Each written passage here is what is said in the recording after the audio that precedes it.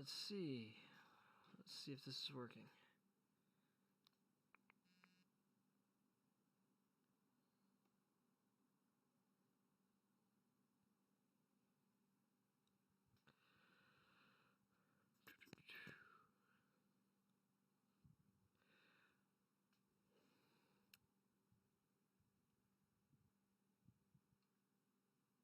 I think I'm live, but I'm going to double check.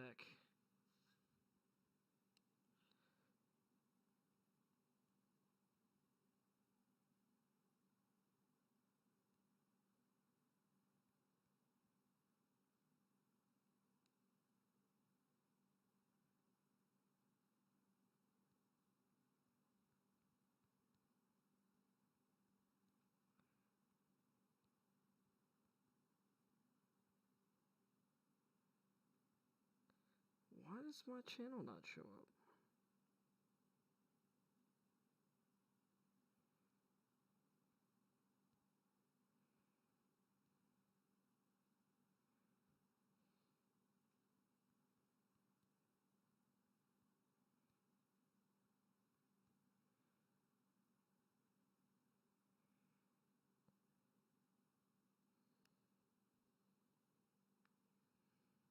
Oh my goodness, I'm actually been live.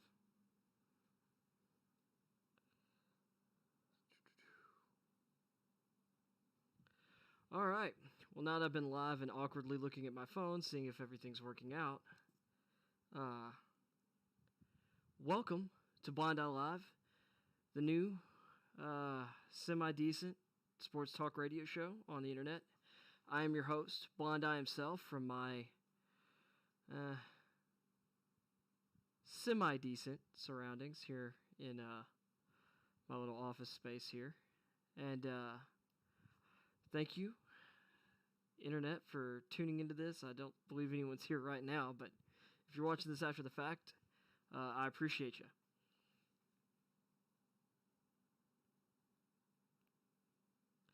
So, I'm going to send out a couple notifications real quick, and we'll get started.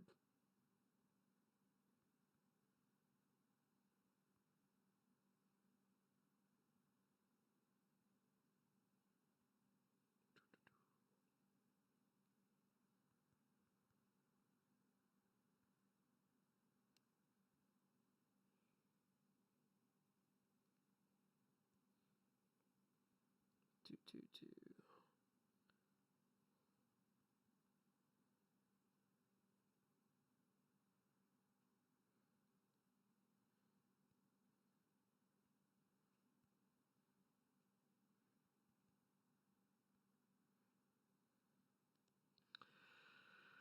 All right.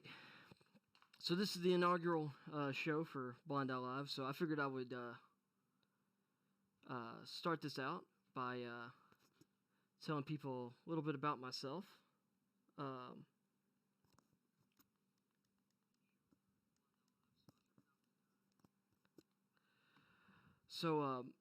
My name is Hunter King, or Blind Eye, and I am, well, I'm going blind, and but I'm a huge sports fan. I thought, why not just make my own sports show? I hate watching ESPN at this point, so I figured, why not join the, alternative media revolution? So with that being said, we're gonna get into the big news. NFL free agency has just started, and some contracts are already being agreed to. Technically, things don't get to be official until, I believe, March 17th. But today is the official start of the negotiating period, which means people have already been negotiating and they're just now announcing done deals. So the biggest one so far for me has been Jonnu Smith signing with the Patriots. There's several other big deals, but this one's big for me because I'm a Titans fan.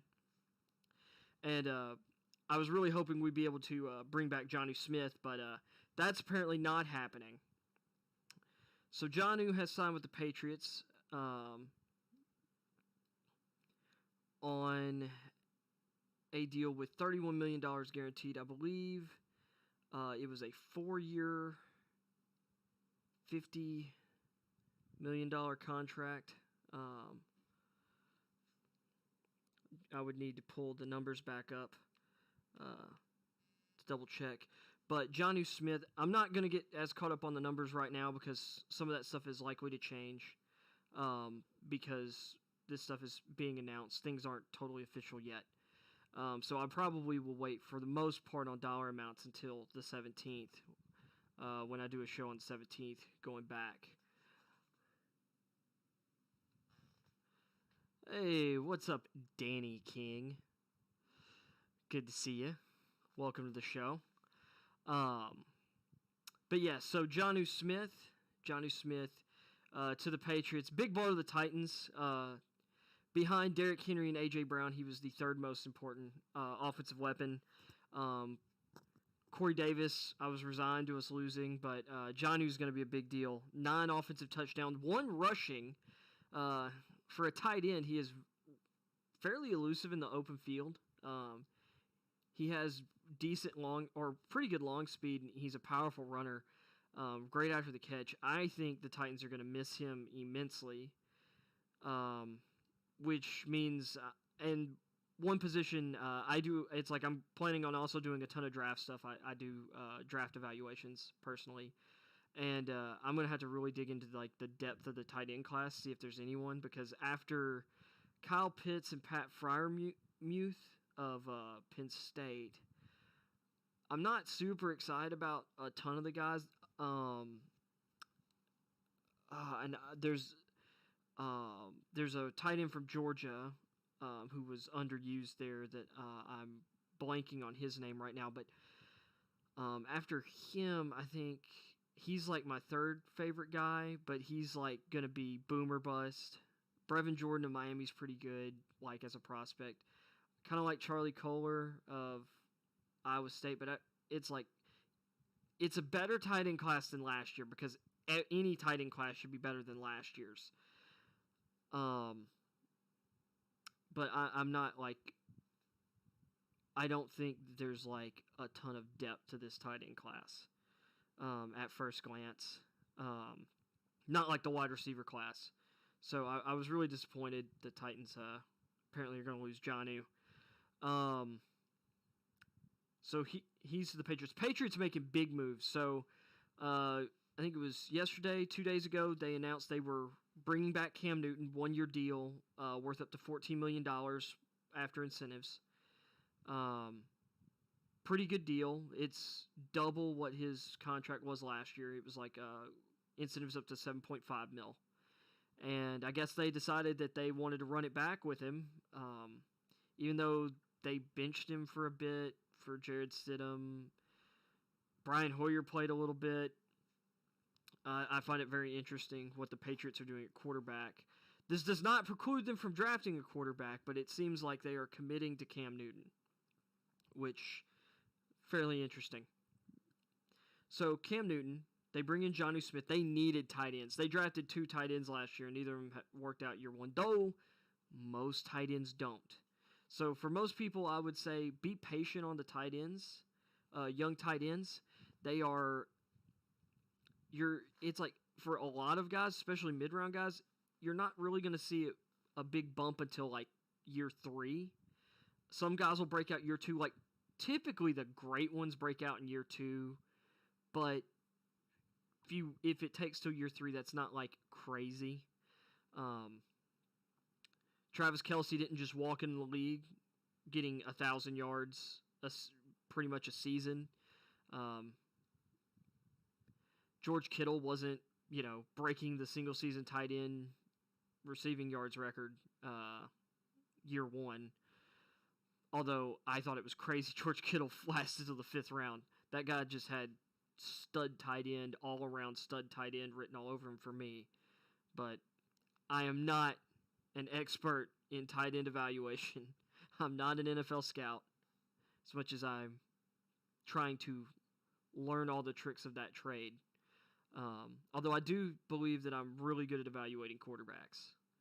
But really good at evaluating quarterbacks means my hit rate is just, well, on first rounders, it's a little easier. Like, I'm running off of whatever, but it's like I read a lot of other scouts, and I'm learning based on, like, what they're talking about, things that they see. Guys like Brett Kyleman, who has a great YouTube channel. That franchise guy also here on YouTube. Oh, man, how am I blanking on his name? I'm just referring to him as TFG, though. His scouting stuff on his channel is great, and his Patreon content's really good. And then guys like Danny Kelly of The Ringer. Of course, Melon Todd from ESPN. But my hit rate on QBs is pretty good. I called Josh Rosen not working out. I had Lamar Jackson as my QB2. Baker Mayfield was my QB1. I had Sam Darnold and Josh Allen about even, although I was a little more confident in Sam Darnold. I thought Allen had real boom or bust potential, and after year one, I really wasn't sold on him. But I loved him as a person. I thought he had great personality, mentality. He looked the part of a leader from the quarterback position and a confident player. And man, has Brian Daboll done wonders with him with the Bills the last 2 years. His run was outstanding. But anyway, getting back to the Patriots and their tight end situation, Jonnu Smith immediately puts them in, like, not the top tier, because obviously Smith doesn't have the production of Kelsey or Kittle or Zach Ertz up until last season, but I'd probably put him in the tier below because he has that level of talent. The Titans' offense just doesn't throw the ball around as much as, say, the Chiefs,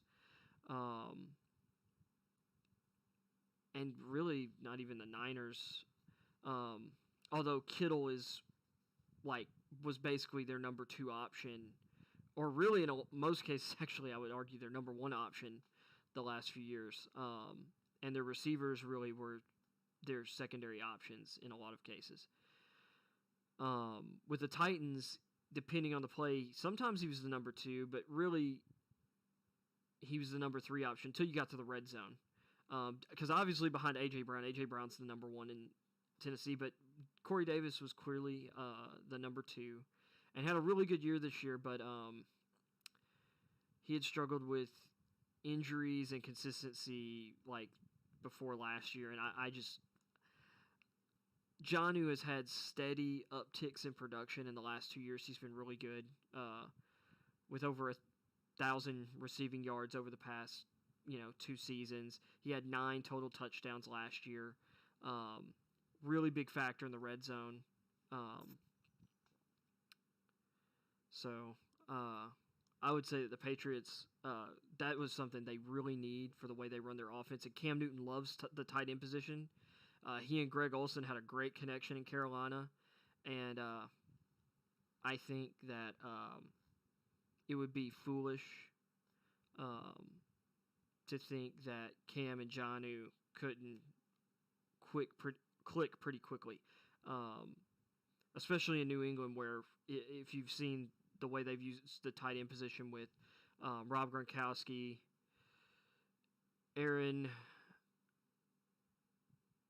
I'm going to just go total,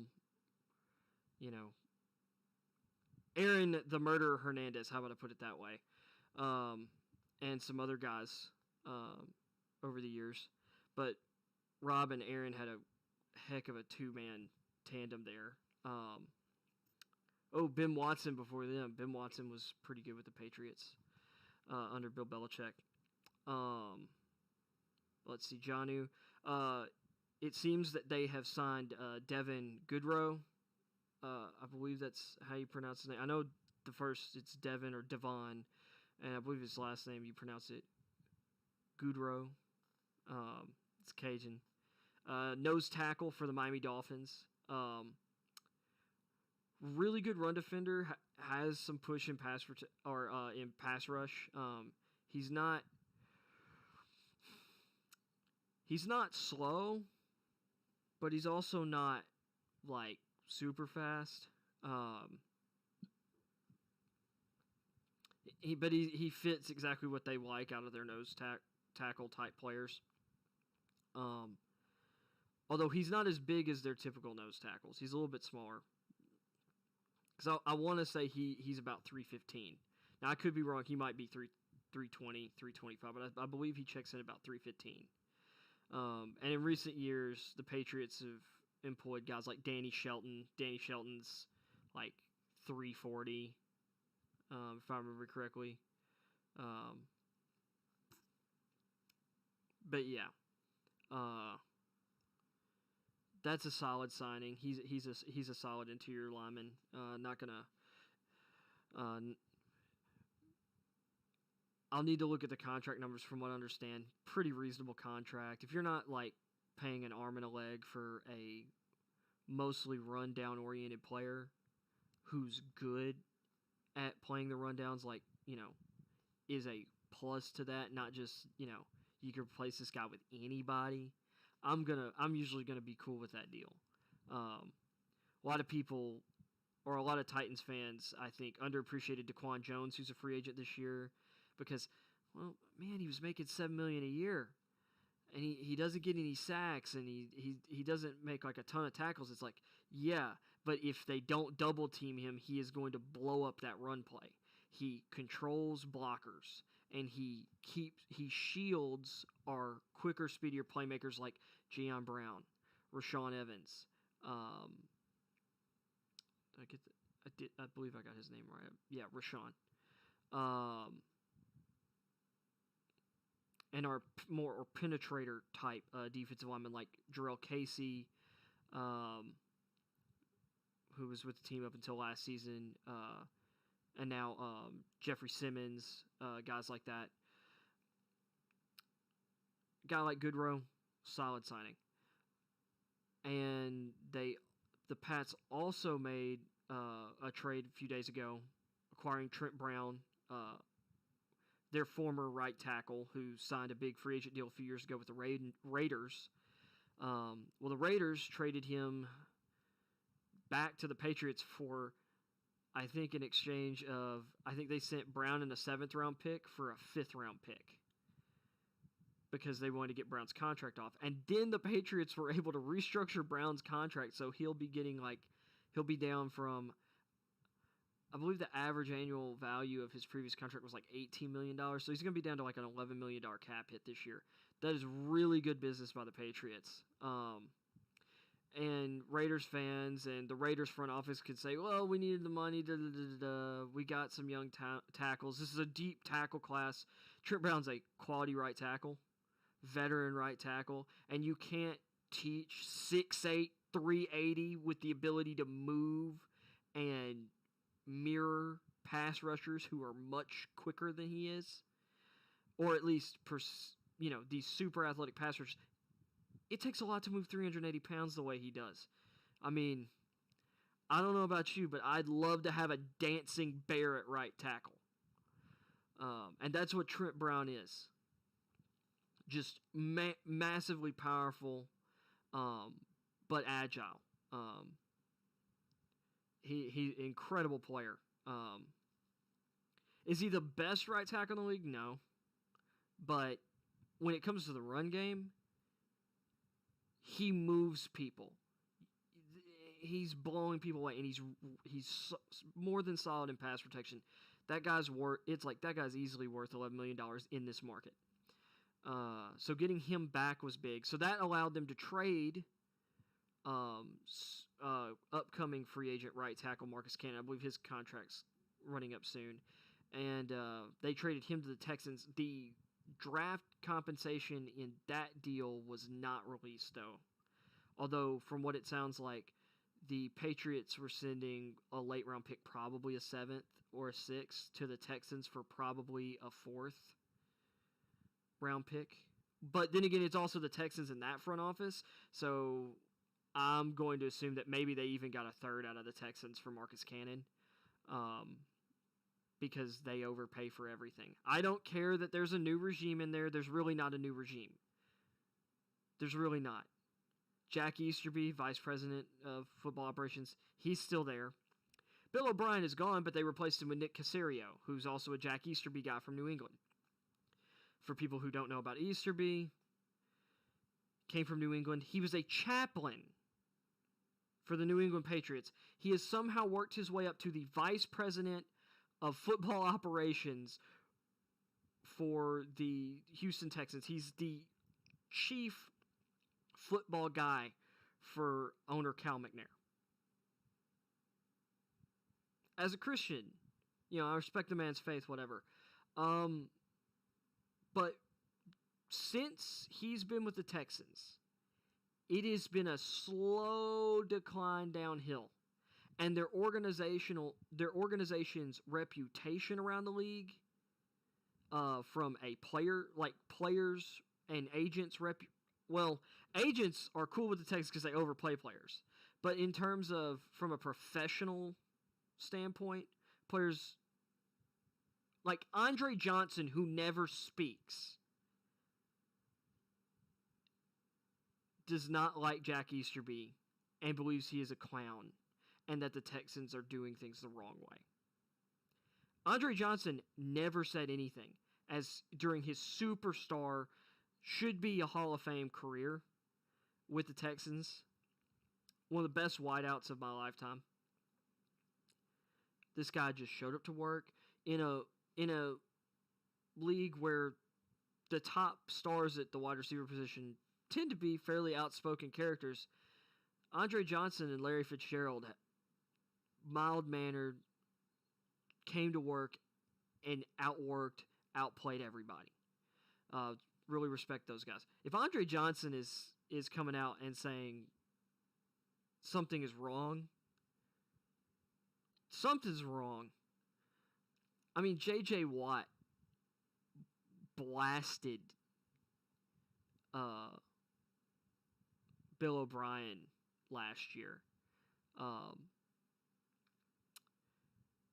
He was having issues with the organization. J.J. Watt, consummate professional. Well-respected player. Deshaun Watson's having issues. And I get it. Do I think that he did just sign a massive extension with the team? I think at the time, like the second richest contract any player in the National Football League has ever signed. I think, like, you sign that deal, it's like, I mean, you just agreed to sign with these people. Yep, things have gone kind of not your way this offseason. So you're making tons of money. You agreed to it. It's like, if you didn't want to be there, if you don't want to be there, maybe don't sign the contract. I mean, I get that then he goes to the end of the contract, gets franchised, whatever.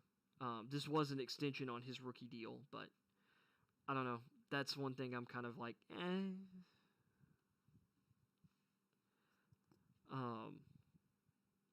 You're making, it's like, I kind of tend to fall into, like, you're making millions of dollars to play a game for a living, like, bro. You get upset all you want, but like, a contract's a contract. You should fulfill your end of the deal. Because the team's goal, it has to fulfill their end. They have to pay you. So, but anyway, there was another big signing the Patriots had. I believe that was announced as well.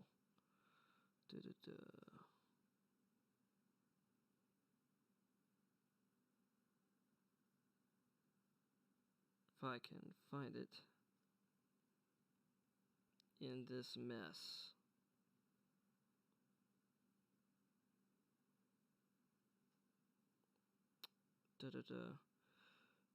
I know, riveting content, boys.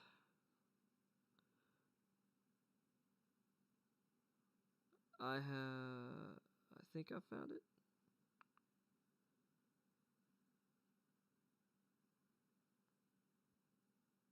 Nope, I think I skipped it.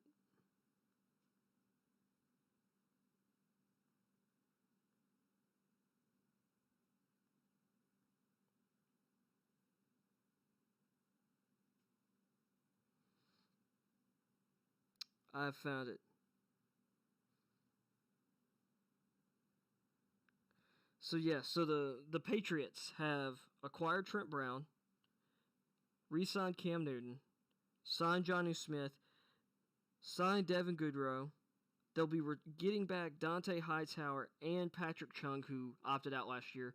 Chung, solid veteran safety, although I do wonder at this point, he's so far past 30 now that I wonder how they're going to use him. Dante Hightower, which he's around 30, but was his IQ for the position is really good. He was always more strength than speed at linebacker. That's still a big get back for them. And then they signed Matthew Judon, pass rusher from the Ravens, to a $16 million a year deal. Now I've seen two reports. One says it's 2 years, $32 million. I've seen another that's 4 years, $56 million. Which 4 years, $56 million would be less than $16 million a year.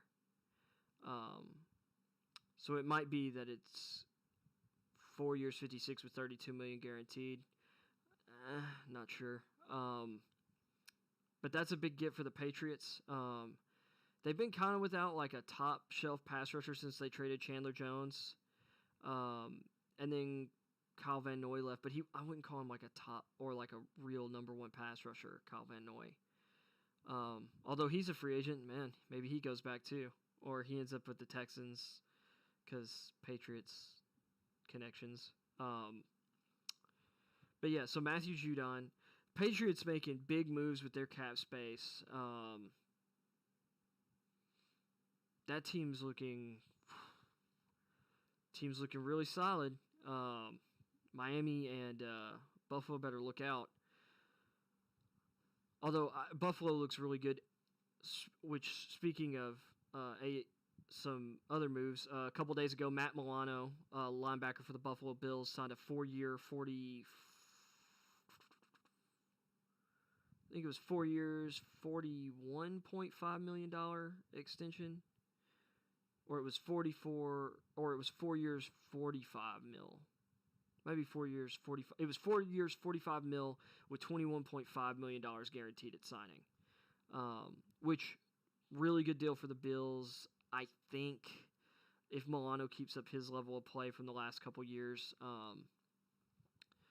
maybe a little bit of an overpay.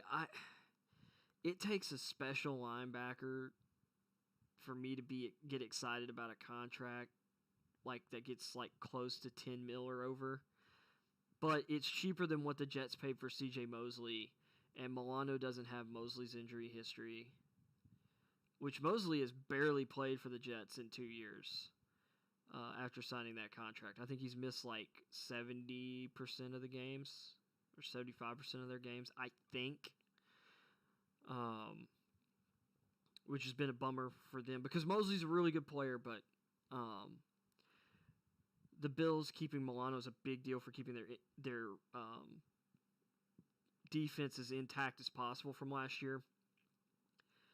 Because Milano and former first-round pick Tremaine Edmonds is a great combo of linebackers to have in your nickel set. Really, because Edmonds is a freak athlete. I mean, you just don't see guys who are like 6'5", 240 who can run like a 4.5 40 like he can. Really impressed.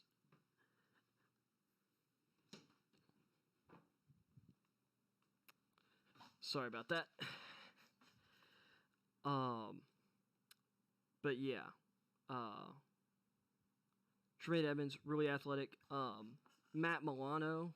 Oh, gotta recenter frame here. Matt Milano is a little less athletic, but he's also a rangy, instinctive player. I'd say his instincts are a little better. Edmonds' athleticism is a little better, but Edmonds has the ability to match up with just about any tight end, and then that allows Milano to um,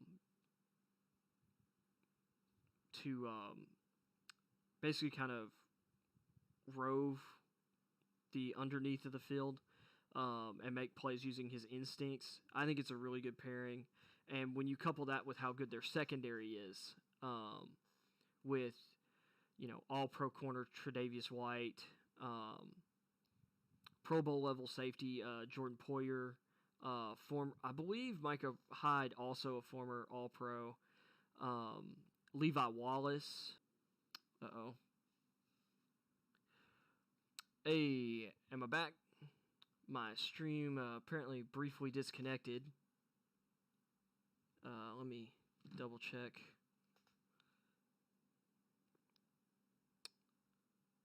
If there's anybody watching who could type something in chat, let me know that I'm up. It looks like I'm good now.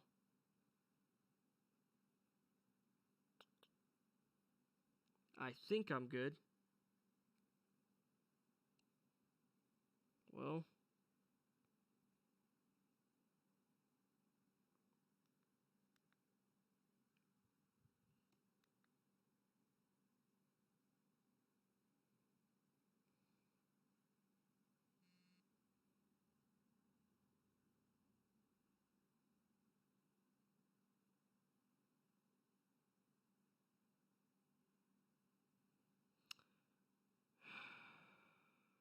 Well, that's not good.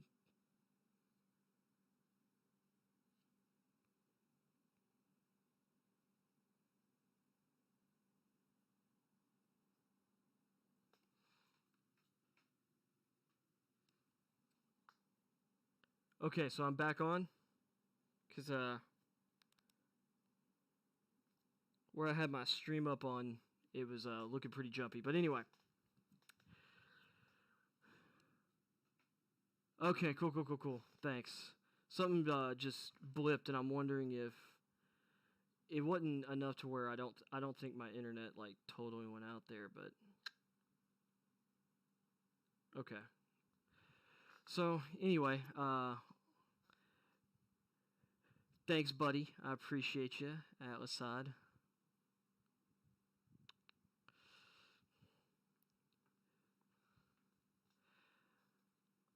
Oh, Atlasad. What's up, Lee? But yeah, what was I talking about? Oh yeah, Bills defense. Really, it's like I really think them retaining Milano was really important for their team.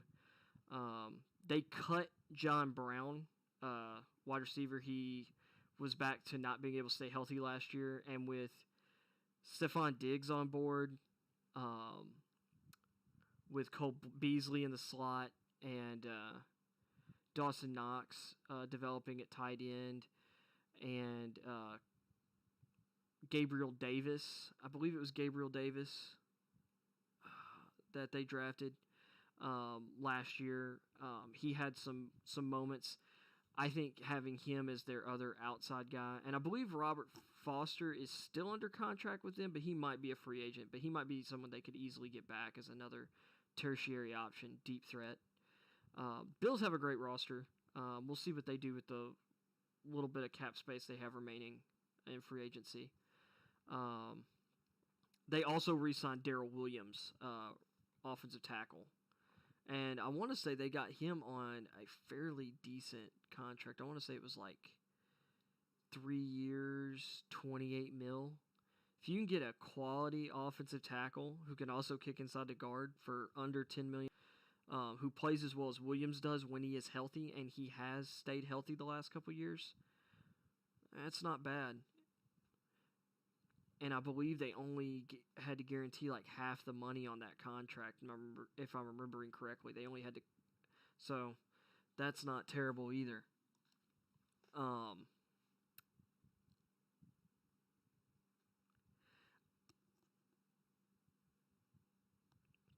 Some other deals that have already gotten done.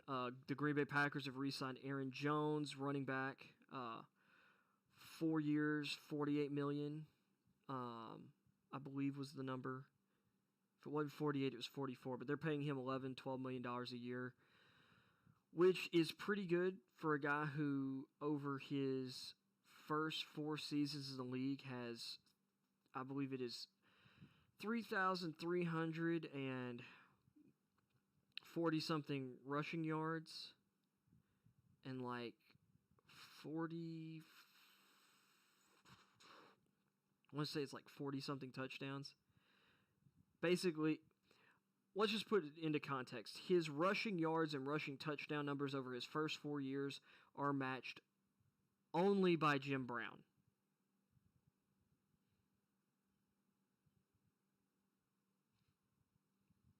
I mean, that's wild. Now, there might have been another stipulation that it's like period. Nobody over their first like 4 seasons has ever done that other than Jim Brown. Because like some guys have more rushing yards, they just don't have the number of touchdowns. Like Aaron Jones's touchdown production is like incredible. Particularly he's rushed for over 1,000 yards each of the last 2 years, and he scored 19 touchdowns, I believe it was, in 2019, and then he scored, what was it, 16 this year? And then that's just rushing, which, well, the 19 touchdowns might have been total. Like, those might be total touchdowns, but, like, rushing yards over 1,000 each year. And he's a quality receiver.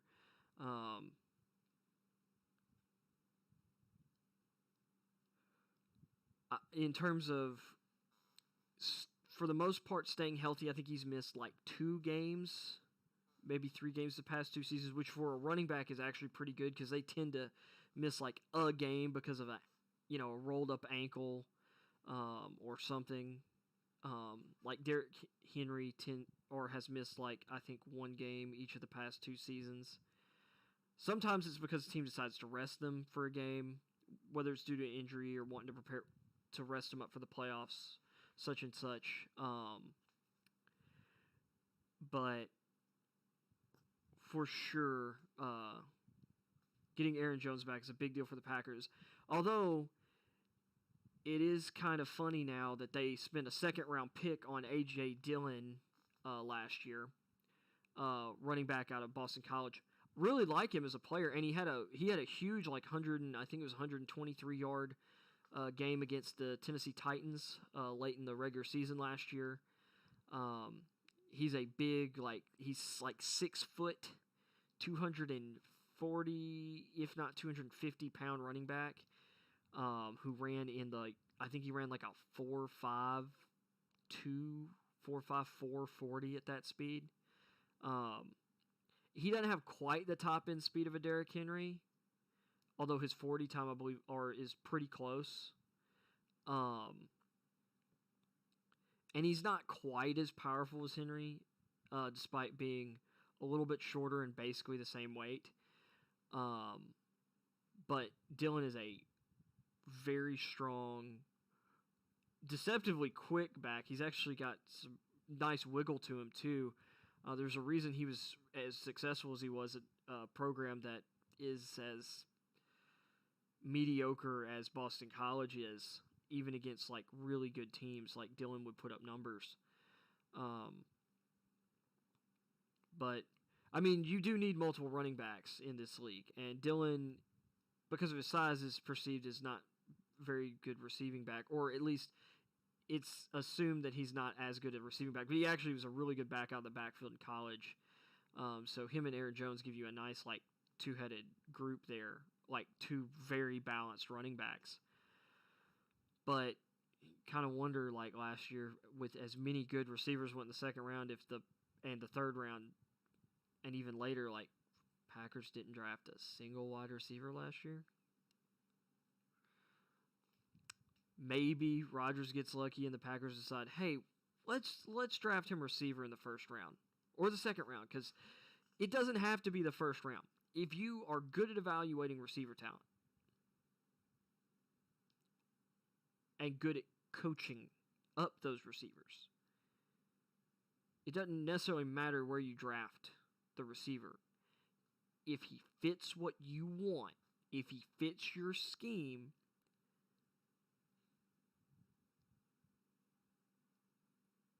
it'll work out. But too often people look at traits and it's like, this guy has all the traits that you could want for the receiver. So we'll get him and we'll develop him into the type of receiver that we want. Even though he didn't do any of that in college. And maybe like his one weakness is actually in the thing that we need the most. But he's got all this other stuff. If we can just get him to do that, he'll be a stud for us.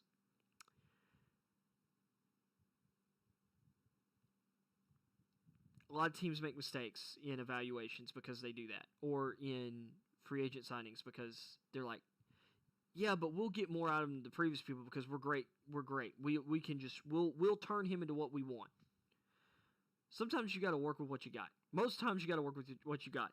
And even if a guy is perceivably, because of his physical abilities, maybe he was late to coming to the game, things of that nature.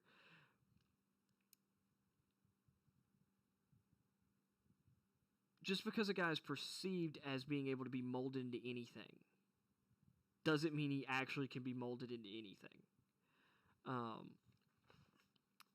Case in point, Brashad Perriman. Extremely fast, athletic receiver out of, I believe it was UCF or USF when he came out of college a few years ago.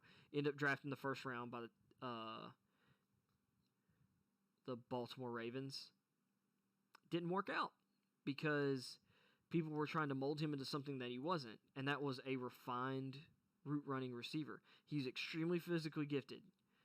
He had problems staying healthy, but it's like he's a deep threat. You run him on the deep route tree. Maybe you hit him on some screens and hope he can, bust a game, but he's not really a receiver. Like, he's not a route runner. Or at least he hasn't shown that yet. You tell him to go long, and hey, that's fine. Guys who are really fast and can track the deep ball and make some contested catches downfield, like, those guys are very valuable. If you let that guy get behind you, it's over. And that guy, keeping him in front of you, sending people to keep him from getting open downfield, opens up things underneath for people. That guy is extremely useful. But he's not good enough to be a number one. And he wasn't good enough then. It's like, yes, it is easy to get tantalized by physical gifts, but you can't lock into that. You have to understand what a guy's skills are and where you think he could realistically develop. And obviously, we don't have foresight. Some guys have the ability to just make these huge leaps and jumps that we don't see coming. And there are guys that we do feel like we can see them coming, and they never come. But you take a guy like, say, Keenan Allen. Guy wasn't a physical freak. So he fell to, the third round. But he was an amazingly productive receiver in college.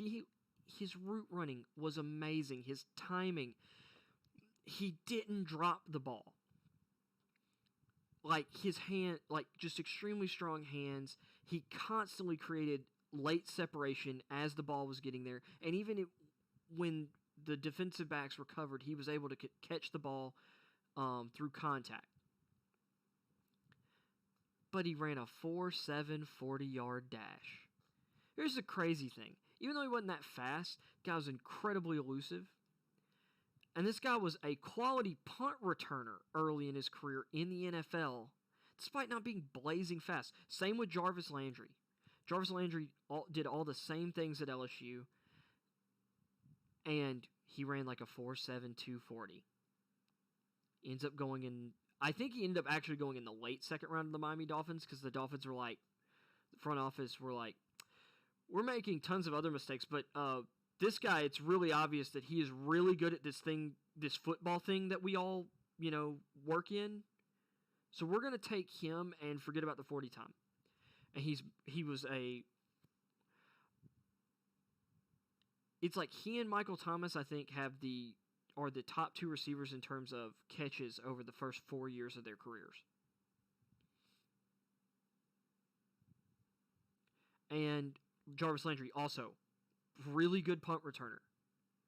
It's not always about pure speed, because those gunners are coming at you with a lot of speed. Sometimes it's more about like short area quickness, manipulating their speed against them, getting to space, and then you've got guys who can keep them from getting to you, or who can set up a wall behind you to keep them from getting to you once you're past them. So anyway, with that being said,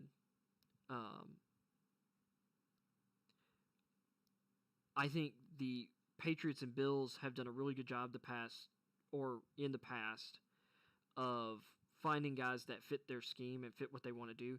The Patriots, Matthew Judon, is exactly the kind of player that they like on the edge of their defense. They like strong players on the edge. They like guys who are good against the run, strong against the run, rush. They like guys who use power moves. They like guys who can control blockers. Think Rob Ninkovich. Kyle Van Noy is fairly athletic, and you may not necessarily think of him as like the strongest guy, but he's really good at like controlling blockers. Chandler Jones. Yes, Chandler Jones has really great bend and really good quickness, but also another strong rusher. Richard Seymour, although he played more of like a 3-4 defensive, like more of a 5 technique. There were a lot of times in like nickel situations they put him on the edge because he's that athletic. He was that athletic, but he was strong. Dante Hightower, another strong linebacker. He's more of a middle linebacker, but the Patriots have played like very hybrid, multiple front type schemes. So he would switch between like a strong side linebacker and middle linebacker role, also depending on who else was on the team. Jamie Collins is more of a speed guy, but he's also a really big built guy, and but he was more of a chase kind of backer than a real edge setter.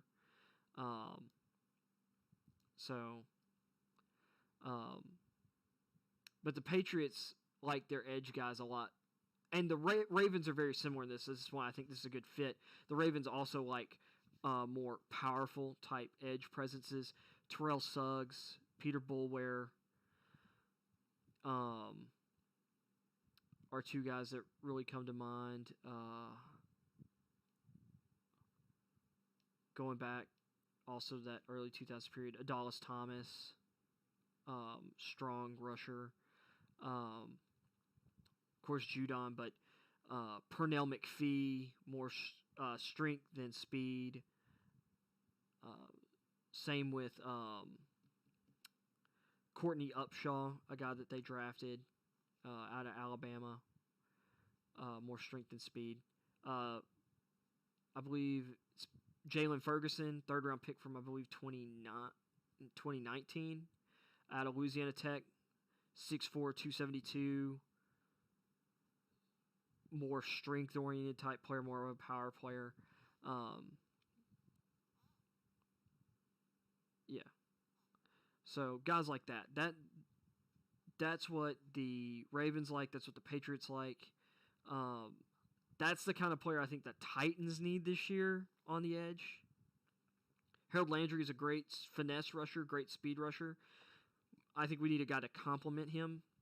We need just a good quality edge guy regardless, but I would like a Brian Orakpo type guy. Which Brian Orakpo also, great first step, great, really athletic, but he was so powerful. Like, probably one of the best speed to power conversion rushers of the last 15 years. I mean, his brute strength was incredible. Like, his ability to translate to incorporate his explosiveness out of his pass rushing stance, like his foot quickness combined with his upper body power. That dude, he would exploded into people. His punch could just send tackles back. That's the kind of guy that I think the Titans need. And there are guys like that in this draft. Jalen Phillips can be a guy like that. He's not as powerful as a Rakpo, but he's a very strong rusher. Gregory Rousseau, although he's a little taller than I like for the position he'd be playing with the Titans. Sorry, a lot of my analysis is going to end up coming back to Titans. But anyway, one of my favorite guys is another Texas guy like Arakpo, Joseph Asai. He's got decent coverage chops, but he's a power rusher, and he just makes plays in the backfield. I believe he had 16.5 tackles for loss this year. I think like 5.5 sacks, although he was constantly putting pressure on quarterbacks.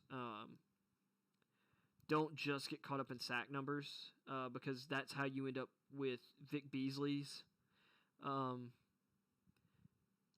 Like Vic Beasley had really big sack numbers the year they won the Super Bowl, but the amount of actual quarterback pressures he got was really low.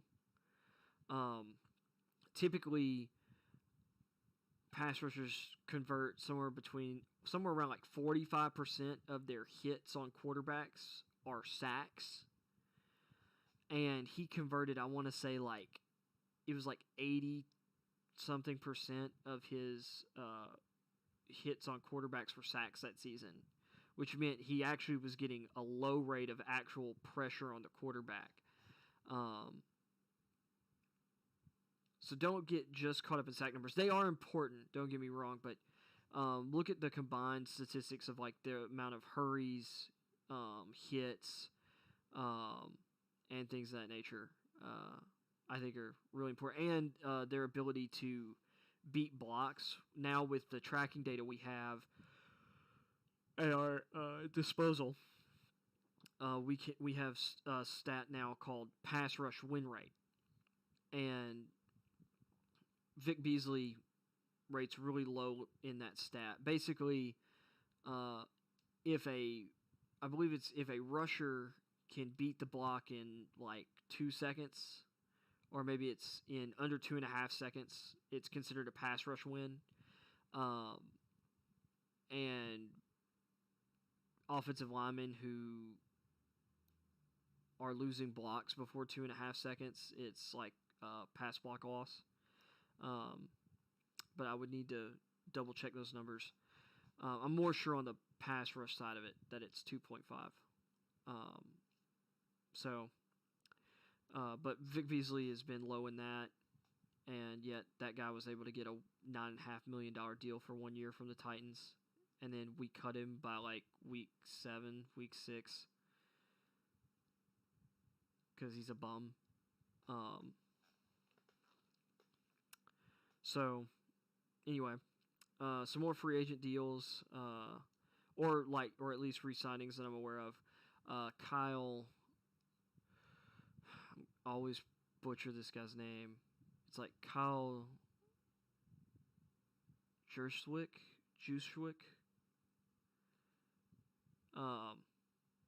Fullback for the 49ers. Started his career with the Ravens, actually.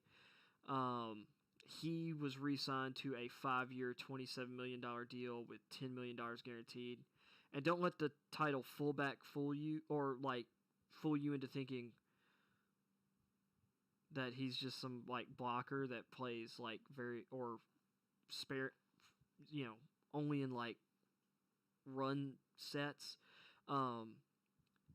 The 49ers basically run their the majority of their offense out of 21 personnel, 2 receivers, 1 tight end, and 2 running backs. And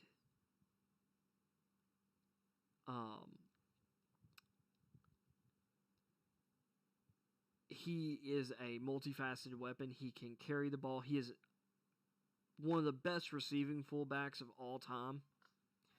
And he is also a great blocker. This guy is extremely versatile, highly skilled player who is essential for that offense. Because he allows them on play action plays to sell run. He can release. He can help in pass protection. He's just extremely versatile, and he's really dangerous on wheel routes up the sideline, on play action plays, and different other misdirections. The Kyle Shanahan offense, their passing game is built off the same blocking structures as their run game. So the blocking looks are going to basically look at the snap identical, and that helps give their offense a big edge. And it's one of the reasons the Falcons' offense hasn't been as effective since Kyle Shanahan left. Because even though you can kind of implement those things, it's still hard when your mastermind leaves and guys who are attuned to coaching that style leave. It's hard to replace those guys and still get the same results. So, inevitably, they were going to fall off. Although the Falcons' problem mostly has been defensive, but getting away from the point. Anyway, so Kyle's back with the 49ers. And it's a good contract. Like most fullbacks, you scoff at that money, but for what they do and what he provides, it's totally worth it and not an overpayment in the slightest. He is truly a full back.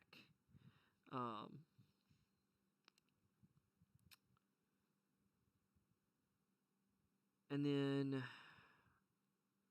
trying to think of some other deals. Another 49ers signing. They extended cornerback Emmanuel Mosley, former Tennessee Vol, whoop whoop. 2-year, $10.1 million contract. He's been really solid starting most of the games opposite of Richard Sherman since he got into the lineup as an undrafted free agent. Great long speed. I believe he's 5'11", but he's got really long arms at 5'11". And he the way he played in college, like he's better in the pros than he is in college because the 49ers are using, like, he fits their cover 3 oriented scheme, where their corners really protect the boundaries. He is long, lean, vertically explosive.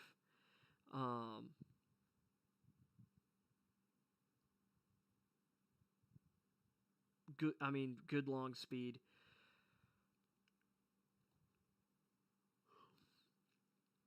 Like, only the fastest receivers in the NFL are going to really be able to break away from him. Like, Tyree, the guys who are going to break away from basically anyone. So, it's like when you get a solid outside corner for like $5 million a year, it's really great in this market.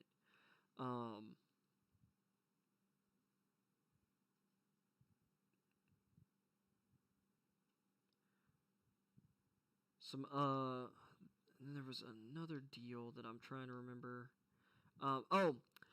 And I wanted to talk about this one. So, the New Orleans Saints have signed, or have allegedly signed, a restructured contract with Taysom Hill, who, if you remember, they signed to a 2-year, I think it was like $11.5 million contract, something like that last year. Or maybe it was a 2-year, $18 million contract. Anyway, they signed him to a 4-year, $140 million contract extension. So he had this year that was left on his contract. And basically all the future years are voidable. And almost all of the money is fake money. Like it's not guaranteed. Because for people who aren't totally aware or don't fully understand like the contracts in the NFL, you can structure the base salaries for any given year however you want. If a guy is willing to agree to a 4-year contract where he gets $1 million in years 1 and 2, $27 million in year 3, and then $1 million in year 4, you can do that. To just move money around if it's a 4-year, $30 million contract. But usually, like, you have the guaranteed money, and what ends up happening is you'll have, like, a signing bonus. Well, what these signing bonuses allow teams to do is, at the time of signing, that money can be spread evenly throughout each year of the contract. So, guy gets say you sign a guy to a 4-year, let's go with a 4-year, $40 million contract, and you guarantee, and you put a $10 million signing bonus on as part of like the guarantees in the deal. What that turns into is you have 4 $2.5 million charges throughout the entirety of that contract, or for each year of that contract. So that leaves $30 million that are in base salaries. Now, what you can do is you can arrange that $30 million in any way you want. And then you can also put other guarantees. So, yeah, he gets this $10 million at signing, but then you also guarantee maybe another $8 million of that, of his salary for the next year, or for however many, whatever year. So a lot of teams will guarantee like the first 2 years of a deal. Instead of doing a signing bonus, what they'll do is they'll just say, your base salaries are guaranteed for the first 2 years of your deal. So you signed a 4-year, $40 million deal. And so the first $20 million totally guaranteed. And then what they'll do is sometimes they'll put like a roster bonus. So if you're on the roster still going into, say, year 2, maybe it'll guarantee $2 million of your salary in year 3. Or some contracts will have, if you're still on our roster, if we still have you on our roster on, say, the 4th day of the next of the league year, like $6 million of, like, say, a $10 million salary for that year becomes guaranteed or whatever. That's kind of it's very interesting language. So basically what the Saints have done with Taysom Hill, to get back to the Hill contract, they've signed into a 4-year, $140 million deal so they could take his remaining salary on his current deal and pretty much and turn it into a signing bonus and spread it over the rest of that contract. It seems like the idea is they want Taysom Hill to be their successor to Drew Brees, who officially announced his retirement yesterday. Which, that's big news, but we already kind of knew that was coming. So, what this allowed the Saints to do is they are in cap purgatory because the salary cap dropped from $200 million last year, or just short. Maybe it was like, I think it was like $198 million, and it ended up being a little nicer to them. Originally, they were thinking it was going to be $175. Then it was like, okay, no, it's going to be $180. And then final negotiations between the Players Association and the owners got it to $182.5 million as the salary cap for this year. This is the first time the cap has dropped, I think, in my lifetime. But it's absolutely the first time it's dropped in like the last 20 years. Or maybe 20 is a stretch. I know for certain like 15. But basically, because revenues have continued to steadily climb, because of how they have the salary cap engineered, it's based on league revenues. So the players get, with which the new CBA, it's 48% of all league revenues go into player salaries, which is where the salary cap comes from.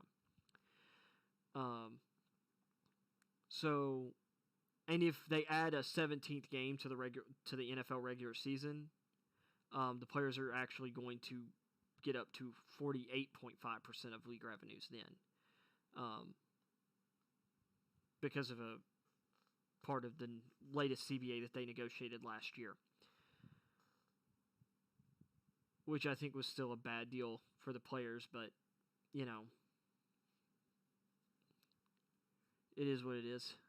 When, as part of the CBA, you decide to guarantee that the minimum salary is going to be, like, doubled or more, all the minimum salary players, which make up the vast majority of players in the league, or guys who are close to minimum salary, of course all of them are going to vote for it, even if a bunch of other stuff in it's against their best interest, but I digress.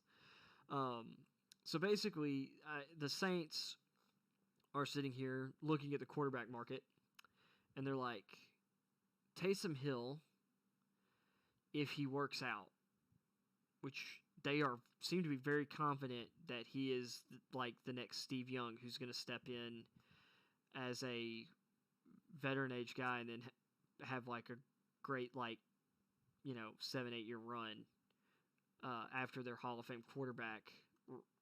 The 49ers traded Montana to move on to Young, who they had on the roster already, but the Saints, Breeze retired. I'm not saying I think Taysom Hill is going to be a Hall of Fame quarterback, because I don't think so. That does not mean he can't be a quality quarterback, though.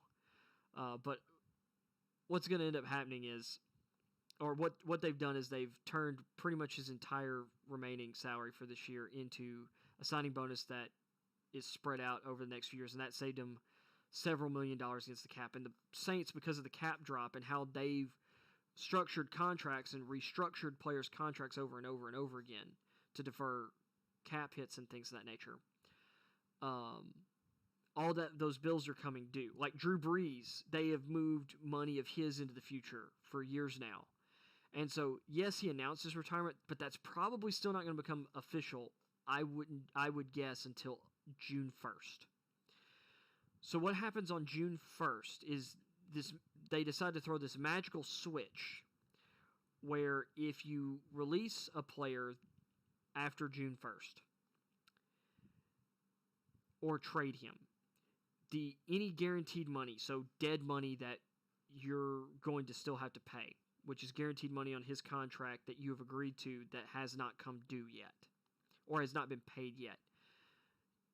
If you cut them like at the beginning of the league year, or like after the season's over, or up until June 1st, all of that money goes directly onto your cap right then, your salary cap. So say you have a guy who has 2 years left on his contract and $10 million guaranteed dollars on that contract, and say it's a signing bonus. So technically it's like he's guaranteed $5 million this year and $5 million next year. Well, all that guaranteed money accelerates onto your cap as soon as you cut him, unless you cut him, say, post June 1st.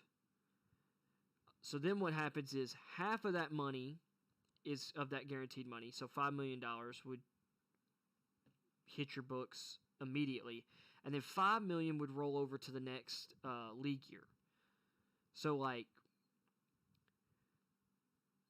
So half of Breeze's dead cap money, if they wait until June 1st, will hit in 2021, this season, and then the other half will wait till next year. And the NFL right now is hoping. I know that the Cowboys, Jerry Jones is expecting to have 100% capacity. It looks like Tampa Bay's owners are going to be pushing to have their stadium at 100%.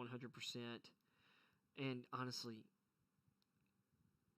every single one of these team owners, whether they say it publicly or not, are pushing to have 100% capacity. They are. And they should.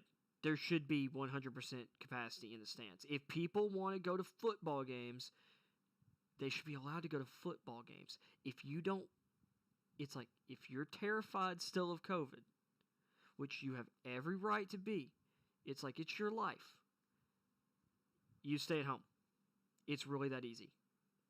You stay at home. Let the people that want to live out in the world and risk things. It's up to them. It's up to them.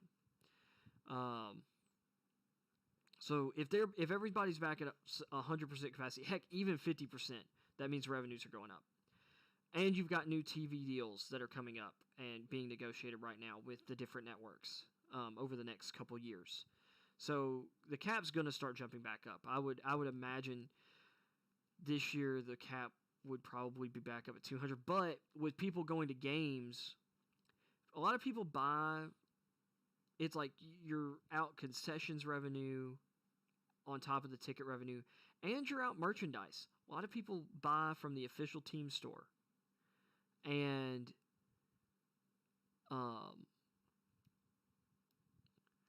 so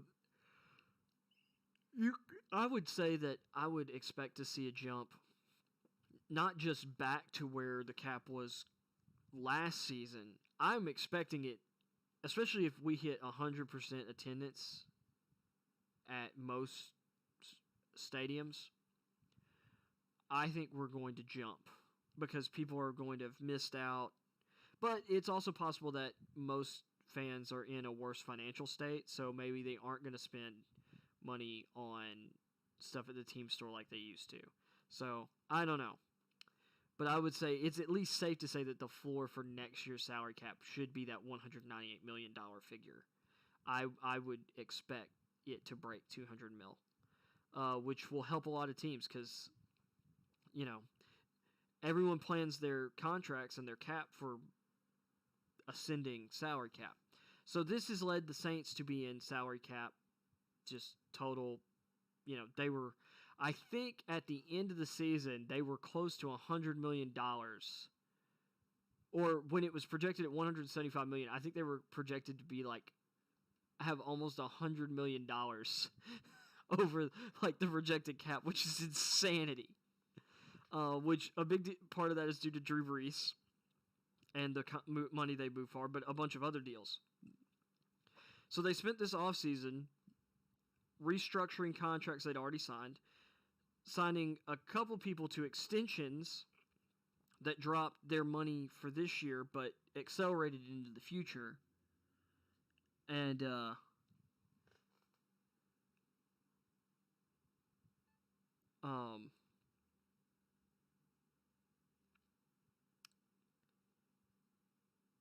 that's helping get their money down. Although they did franchise tag safety Marcus Williams, which, you know, is great. Marcus Williams is a great free safety, super rangy, good tackler. I really like him, but everyone's like, the Saints franchise him, they don't have any money. Like, they're trying to cut down on expenses, like $10 million, but it's like, I mean, I think it was like $10.25 million for Marcus Williams in the safety market. It's actually really not that bad, especially considering how young he is for his amount of experience. I think at the moment he's still only 24, 4 years into his with 4 years of service in the league. I mean, that dude's still got at least 6 years of 6-7 years of prime performance at the safety position with his athletic ability. And safety is a position where really good players tend to be able to have longer careers. Because he's still ascending. He is still an ascending talent at his age. So, although I would expect the Saints are using that as a means to get an extension done, which will drop his cap hit this year. But this view, inevitably, you just keep rolling money in the future. Eventually, those bills come due. But then again, if the NFL just keeps going on, it's like, well, I can just keep doing this forever until I can't anymore because the league shuts down, or we finally decide to rebuild, or the universe ends, and then it doesn't matter because none of those bills are coming due anyway. Gotta love it. These cap geniuses, man. So, but the Saints have had to release a number of players, and they have a number of free agents, and they are going to lose defensive end Trey Hendrickson, it looks like, who had a breakout season last year and was a really solid rotational piece, but really broke out last year. And I believe he had triple the sacks this season almost as he had in his previous 3 years in the league combined. So that was pretty crazy. But I liked him as a prospect coming out of FAU, and thought he had good potential. So, but he seems like whatever contract gets might end up being an overpay. But I'd be happy to see him with the Titans. But I don't know if he has the ability to play any coverage, which, considering we run like a 3-4 base defense, although most people's base defense these days is a nickel, I still I wonder if he can drop back at all. So maybe he's not an ideal fit for the Titans, but we need pass rushing of any kind. So if he can't cover, that's fine. We just need pass rushers.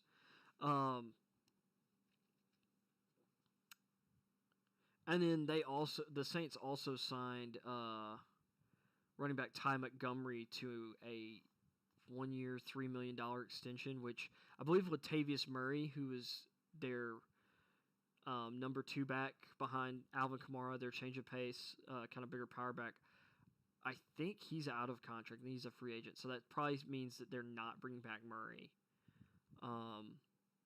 And Montgomery is more of a receiving back anyway, special teams contributor type. So I would expect the Saints to probably draft a running back or sign some veteran running back to like a veteran minimum at some point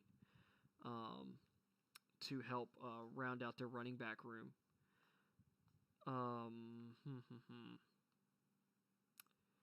And then I mentioned the Texans earlier trading for Marcus Cannon, Patriots right tackle. So they decided to restructure David Johnson's contract. So he's still getting paid like $6 million this year, 6.2.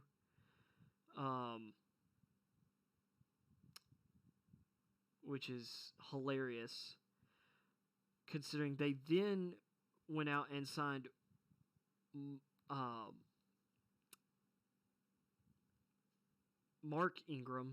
Melvin Ingram is defensive end for the Chargers, who's a free agent. Ravens running back Mark Ingram, and they were able to sign him outright at the time because he was cut by the Ravens during the playoffs. So they're bringing in Ingram, who I think will be 33 at the start of the season, and by the end of last season, looked like he was not explosive anymore. He basically, and by the end of the season, he wasn't even the second string back. Rookie J.K. Dobbins had become the main guy, and then Gus Edwards had basically become the change of pace for Dobbins. And they also had Justice Hill, another running back who they had drafted the previous year, or in 2019, as another, kind of speedier back. Ingram basically became, non-essential, and I'm wondering what the Texans are doing at running back, because they cut Duke Johnson, who's a great third down back that they have not used as much. When in 2019, Duke Johnson actually was really good for them, at running back when they allowed him to be their main guy. He's not incredible, but he's really good in the passing game, and he's underrated as just a normal running back, like just running the football. So they cut him. They have David Johnson, who, I mean, he had a little bit of a bounce back year, but he wasn't special. Like, and on a per play basis, he's not better than Duke Johnson now. And now you're bringing in Mark Ingram, who really showed signs of hitting the running back wall. You would have been better served to sign Frank Gore, I think, than Mark Ingram. Because we know Frank Gore is ageless. He's not, like, amazing as a running back right now, but the guy's going to get you, if you hand the ball off to Frank Gore 4 plays in a row, you're going to get 10 yards. You're going to get 10 yards. Mark Ingram, I don't know. If you go by yards per carry standpoint, yes. But, I mean, Frank Gore is just going to grit out 3 yards every time he touches the ball. Mark Ingram, with good blocking, might get 5 yards one play.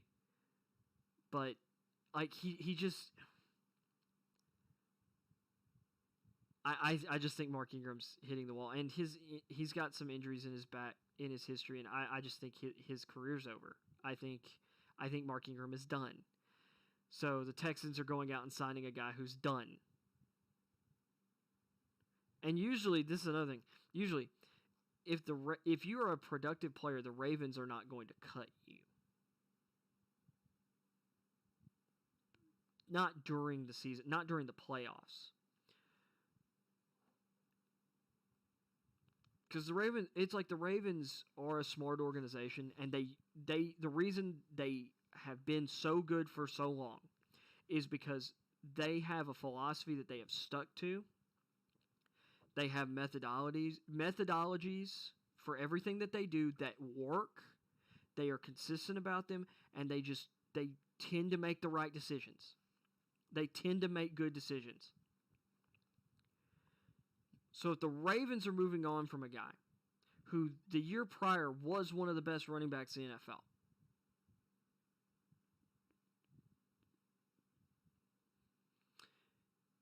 it's probably for a good reason. And bad organizations tend to pick up guys that good organizations are willing to let walk. I'm just saying.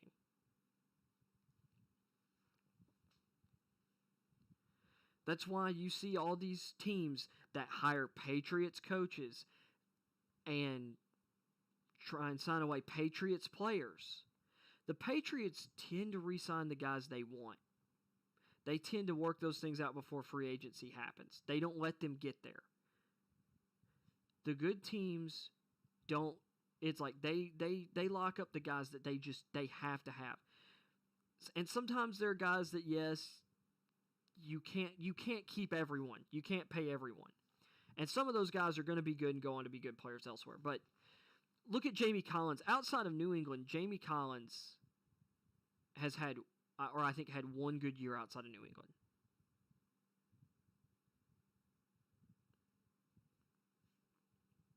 The Browns regretted paying him. Although that's a different front office than the front office that has built a good team in Cleveland right now. But Jamie Collins is only... Actually, I don't know if he's had a good year outside of New England. I think he's only been good in New England. Miami, I think, is a little bit of a different story because Brian Flores is a great coach. And Chris Greer and Brian Flores seem to be the most New England-like. Now, they did bring some guys with them from New England, like Kyle Van Noy, but then they just cut Kyle Van Noy this offseason after signing him to a big long-term deal last year, which they really only guaranteed very little of that contract. It was actually kind of surprising to see as big a contract number as it was to have as little guaranteed as it did. But the cap dropped, and they're like, look, man, you're really good, and we wanted you for what we needed you for, and you gave us that.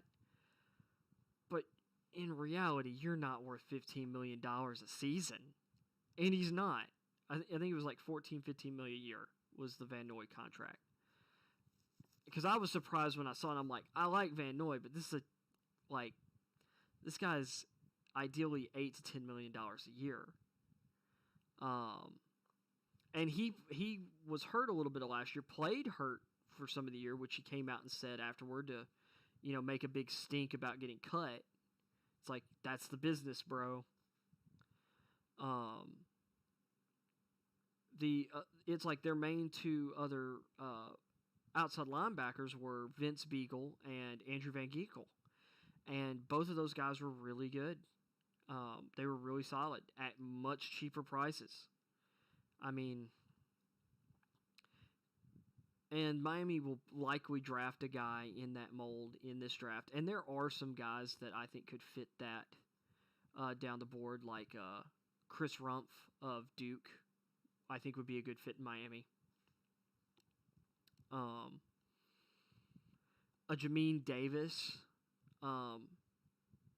in the second round could be a really good option for Miami. Well, if he falls second round, he could be a guy that jumps up into the back end of the first round. I really like him.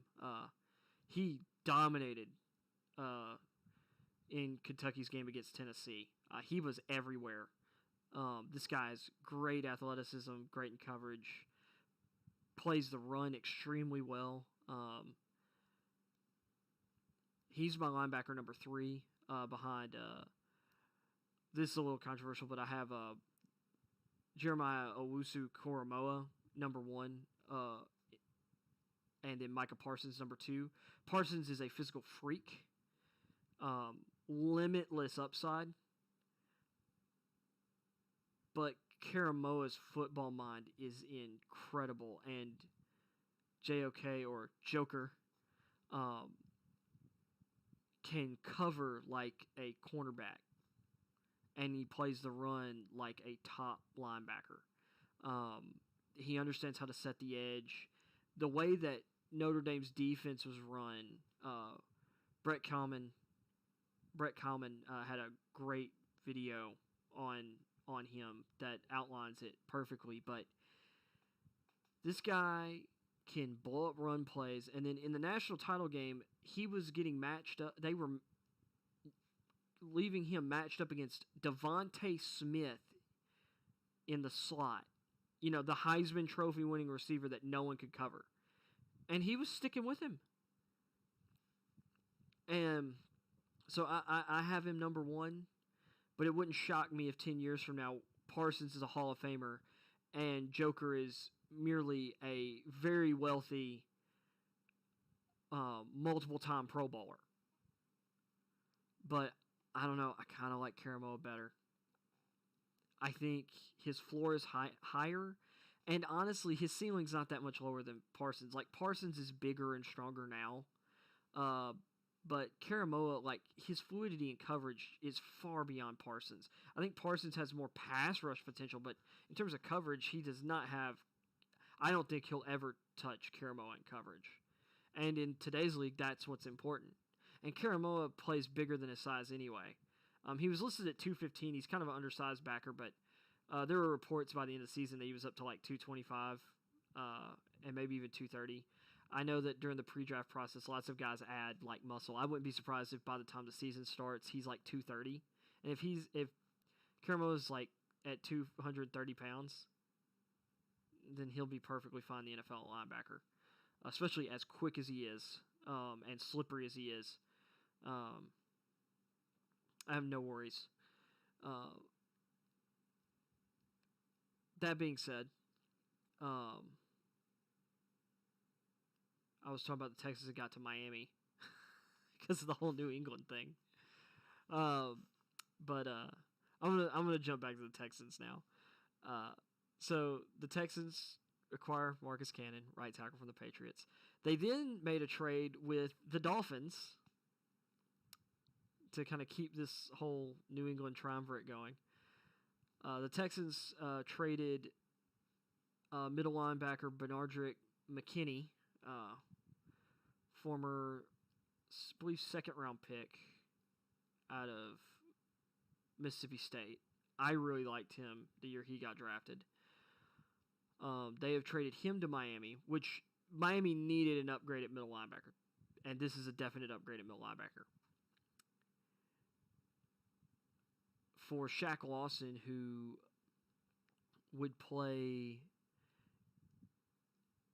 he was mostly like a situational pass rusher for them, like and a quality one. He can play on the edge of a 4-3, but you really don't want him playing 3-4 outside linebacker. He can also slide down.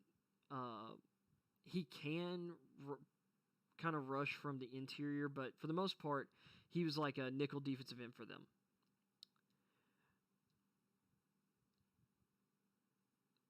So, but based on guys the Dolphins have drafted and some other stuff, the Dolphins decided to trade him to Houston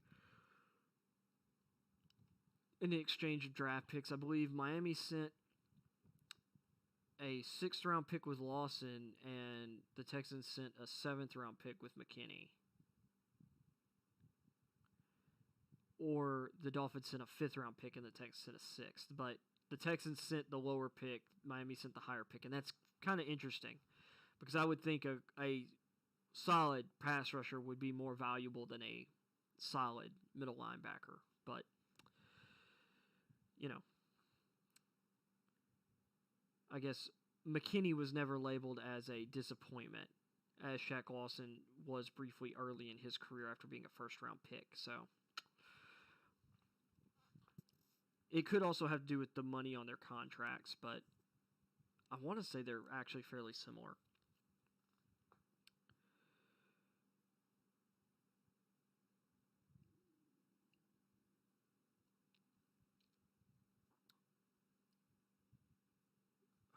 I'm trying to remember, I believe there was another trade that I'm forgetting at the moment.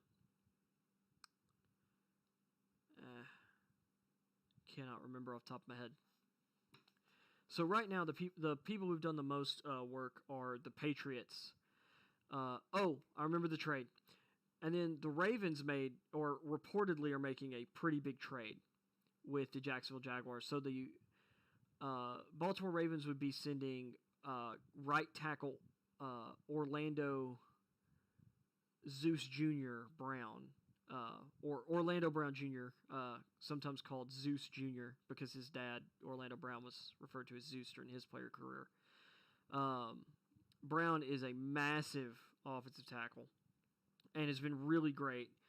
I think he briefly started off his career as a right guard and then moved out to tackle, but he has been excellent after being a third-round pick, which only happened because he had a disastrous performance at the NFL Scouting Combine, which I expected and did not care about because he was incredible at Oklahoma in pass protection as an offensive tackle. Because the guy's 380 pounds. It takes an hour to get around the dude. And you have to get in a car to do it. Okay, that was dumb. But I mean, like, he's so big and so long and so strong, and he's got enough movement. Athleticism only matters if you know how to use it properly. It doesn't matter if you run a 4.240. It doesn't. Because if you can't play football, it doesn't matter. It doesn't matter if you're a super fast cornerback if you're so dumb that you're always out of position. If a guy like Keenan Allen, who is literally half a second slower than you in the 40, can just pull a jab fake and get you all the way, turn the opposite way, he's wide open. Doesn't matter that you're faster. It doesn't matter if you're a pass rusher who ran a 4.540, a full second faster than what Orlando Brown ran. More than a full second faster in the 40. Because Brown knows exactly how to kick slide at his height and his length and at the right angles to keep you from having an easy path at his quarterback. And then in the run game, he just engulfs people. I mean, is he getting a lot of second-level blocks? Not necessarily, but it doesn't matter because in a lot of cases, he can literally block two people at once. So, And you get him into NFL strength and conditioning program, like that's improved. And I want to say he's down below 380 pounds. I think he's closer to like 360 now or 365. Still massive. Actually, he might be down to three. I want to say he was actually down to 350. And if so, like then man, he's leaned up. But they traded him to Jacksonville because he wants to play left tackle. And he made it clear to the Ravens that he wanted to play left tackle. Because I don't know. I guess because there's some more prestige there, but at this point in time, it doesn't matter if you play left or right tackle. If you're exceptional, you get exceptionally well paid. So he's been traded to Jacksonville for their best receiver. Jacksonville is trading DJ Chark, second-round pick from 2019, who I was a huge fan of coming out of LSU because of his traits. And because LSU has produced a lot of really good receivers who many of them have gone on to put up better numbers in the pros than they did in college. And Chark at like 6'3.5" ran like a 4.38, 4.39 40-yard dash. And he has great ball skills down the field, really good contested catch receiver. And he's really good in the screen game too. Like he's actually got a very quick first step for a guy who's over 6'3". And really good wiggle. And the Ravens needed a better like red zone and deep threat type receiver, like or contested catch style receiver. 2 years in, I was Miles Boykin out of Notre Dame. I know the last name's Boykin. He's big, really athletic. I mean, I want to say he's like 6'5", legit, and he ran like a 4.4 or low 4.4 40, and had a really explosive vertical like Chark did. I want to say Chark's vertical was like at least 39 inches, but he might have gone over 40 actually. Boykin just hasn't really been. He hasn't been as good as Chark over 2 years. Not that Boykin can't still develop in anything, but there was a reason Chark was drafted ahead of of Boykin, and I think for the Ravens it's a good trade. This is a great offensive tackle draft, and the Ravens have done a great job over the years of scouting and developing offensive linemen. Just to name a few, just to start, when they became the Ravens, they drafted Jonathan Ogden, Hall of Famer. Like, just ridiculous athlete. 6'7", 6'8", 325. A mammoth of at the time, and extremely athletic. Nailed it. They drafted Eugene Monroe. Or wait, no. Wait. Did they draft Monroe, or did they trade for him later? I'll come back to that one.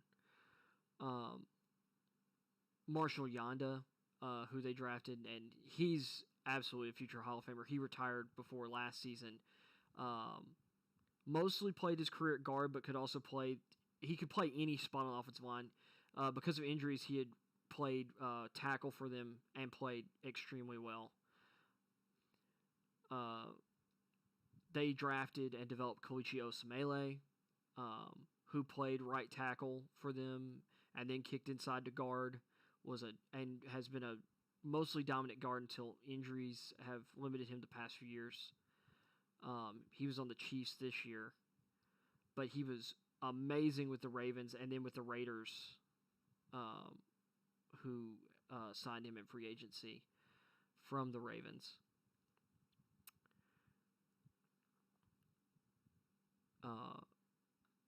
And then, of course, Ronnie Stanley, their current left tackle they drafted. Beast of a tackle. That tackle class was really good, too, that year. Because I want to say that class, it was him, Jack Conklin, and Laramie Tunsil were the first 3 offensive tackles drafted. And all 3 of those guys have made all-pro teams. Or at least I think Tunsil's an all-pro. He's at least made Pro Bowls.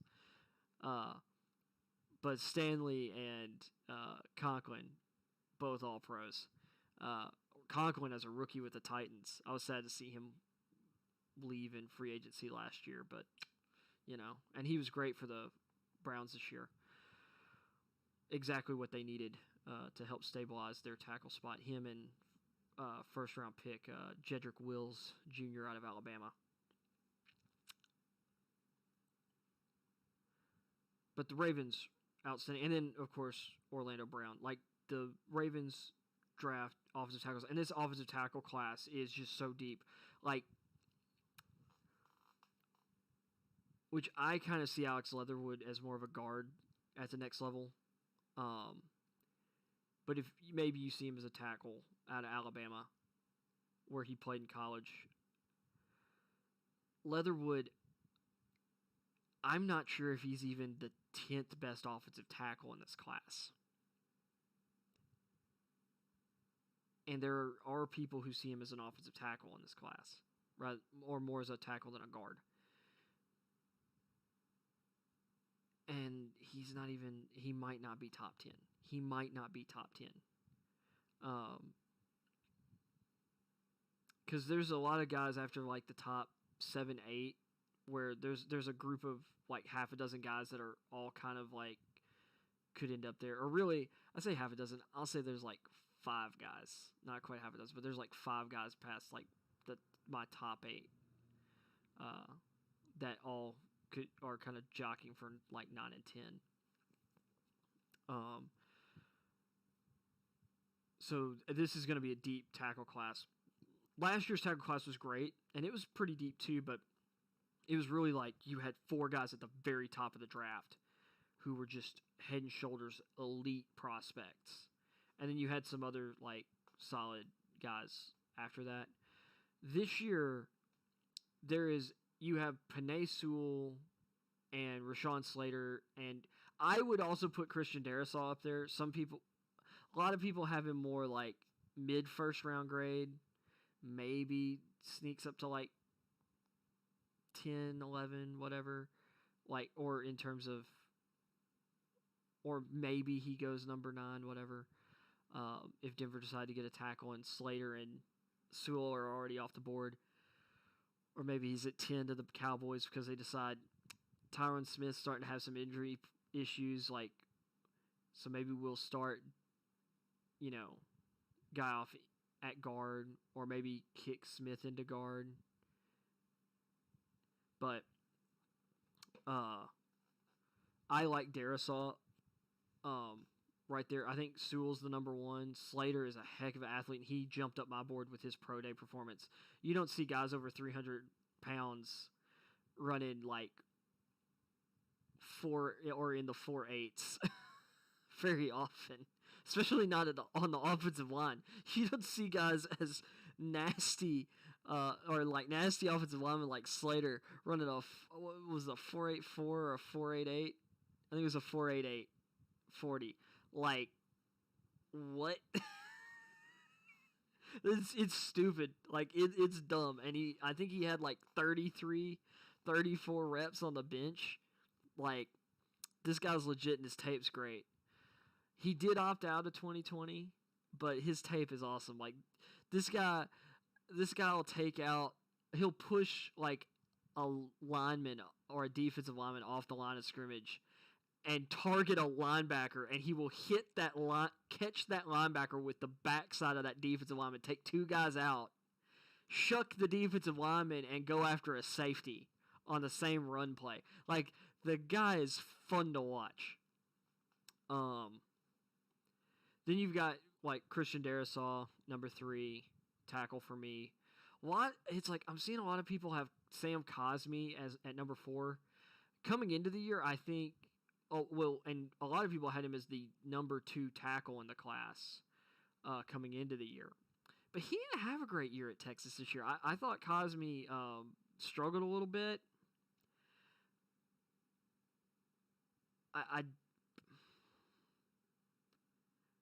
he kind of reminds me of Connor Williams, and Connor Williams got drafted in the second round by the Cowboys a few years back, and he's been pretty meh. And he's played left guard basically. They really drafted him. They wanted him to play right tackle, but they ended up moving La'el Collins to right tackle, and he's been great out there. And so they put Williams at left guard, and I think they were kind of hoping he'd end up succeeding Tyron Smith and take the outside, and maybe they'd move Tyron Smith to guard, but he hadn't been great. I think Cosmi kind of reminds me of him. It's like I get people who have him in the first round. I see the potential. And he does have tape that is absolutely first round tape, but he also has tape where I'm like, I don't know. Whereas I see guys like this guy is consistently rated lower than Cosmi by a number of people, but I like him better. Tevin Jenkins, the right tackle from Oklahoma State, because Tevin Jenkins is basically, he's a right tackle. He's a right tackle. He's not necessarily a blindside protector. That doesn't mean he's not a good pass blocker.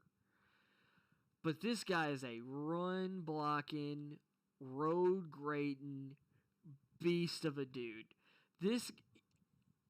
He might be the most fun offensive lineman to watch out of any of the offensive linemen in this draft.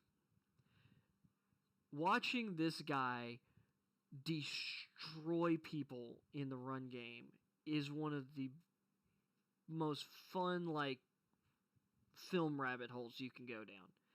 This guy just wrecks people. Another one of those guys, it's like, all right, I got my hands on this guy. I am driving him backward into the closest linebacker or safety I can find.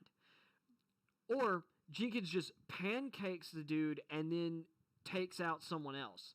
It's like there is nothing scarier, or there was probably nothing scarier to any defensive back in the Big 12 than a run play where they saw Jenkins just level the lineman in front of him, because that meant they were next. Like, he's just nasty, and I love guys like that. It's what I loved about Jack Conklin when he was coming out of Michigan State. Although I don't think he's as powerful as Jenkins, and he was a better pass protector than Jenkins, but Conklin has that nastiness. Taylor Lewan is a nasty, nasty dude at left tackle for the Titans, and he was nasty at Michigan. Yes, he did have that play where, like, Jadeveon Clowney just ghosted him, or, I mean, like, that entire game South Carolina played against Michigan, like, Clowney was getting after it, but Lewan had legitimate plays where he did take Clowney out in that game. That was just a really good battle.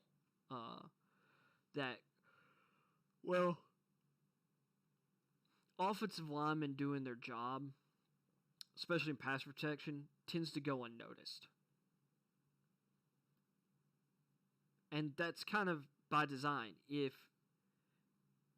the offensive lineman's doing their job, it means that the vast majority of viewers are seeing the quarterbacks and receivers make plays. Because that's where the camera's going. So, this tackle class is really deep. Some other names, Liam Eichenberg of Notre Dame.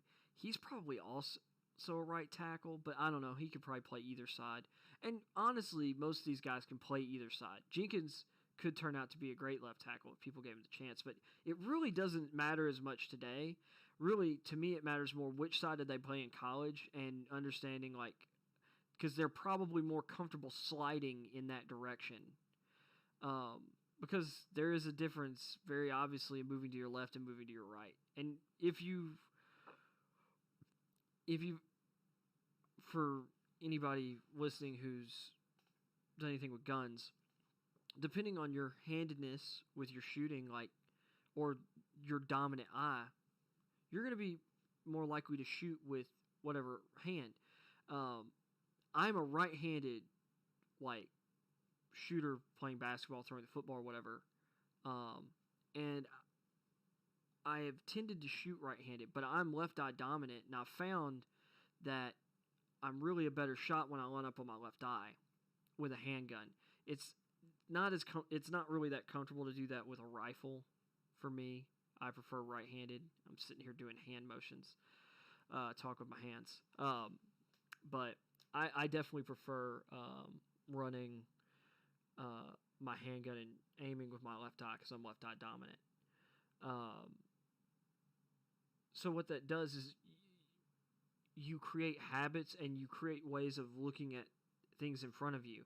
So you flip to the left side. It's not just as simple as flipping my read because I've got so many reps of sliding to the right and dealing with things moving in this manner that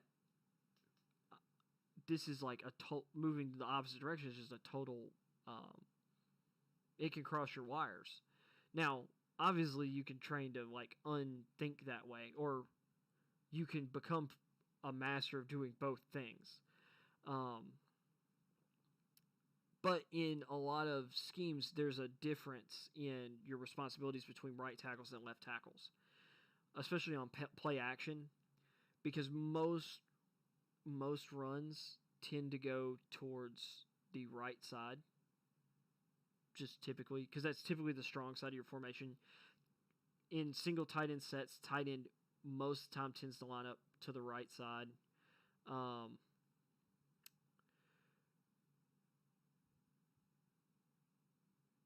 It just tends to be your stronger running side. And I think it's because since most quarterbacks are right-handed, so your blindside protector at left tackle, his biggest job is pass pro. That doesn't mean he can't be a beast in the run game. Cause like Taylor Lewan, beast in the run game.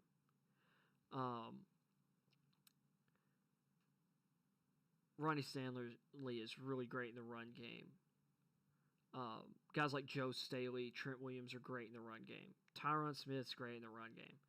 But like you look at the Cowboys, Zach Martin and La'el Collins are on the right side of that line. And that's where they tend to want to run behind. And totally understandably. So, hey, cat.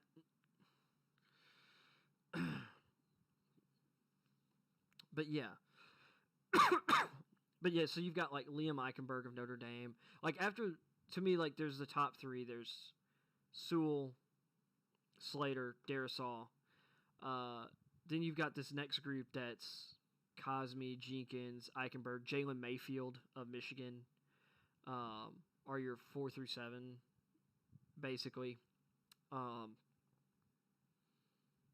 think there's another name I'm kind of forgetting. And then after those guys, you get into like Jonathan Carman, left tackle from Clemson, Alex Leatherwood. I missed a guy. Sorry, Dylan Radins also. So 4 through 8. I really like Radins. Radins out of North Dakota State. I say I really like him, and I forgot his name, but I actually think Radins. Radins he could end up in the late first round. I think he would be a great fit with the Chiefs. Actually, probably a second round pick, though. But we legit could see 8 offensive tackles go in the first, 45 selections. Like, basically before we are even halfway done with round 2. Maybe even top 40.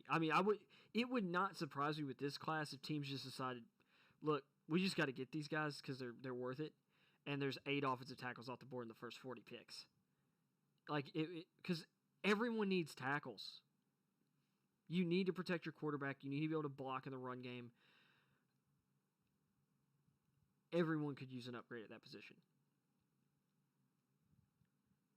So, and this isn't like where the Tennessee Titans ended up drafting Isaiah Wilson with our first round pick last year, where that was a massive reach. That guy had tons of potential, but that guy was a 3rd round offensive tackle.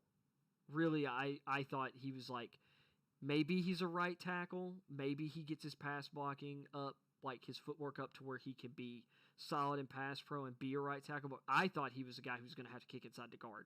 6'6", 350. He's got good athleticism, but I just didn't see it in pass pro for him at Georgia. I just didn't see that translating to the better level of, or consistent level of better athleticism at the NFL level than college.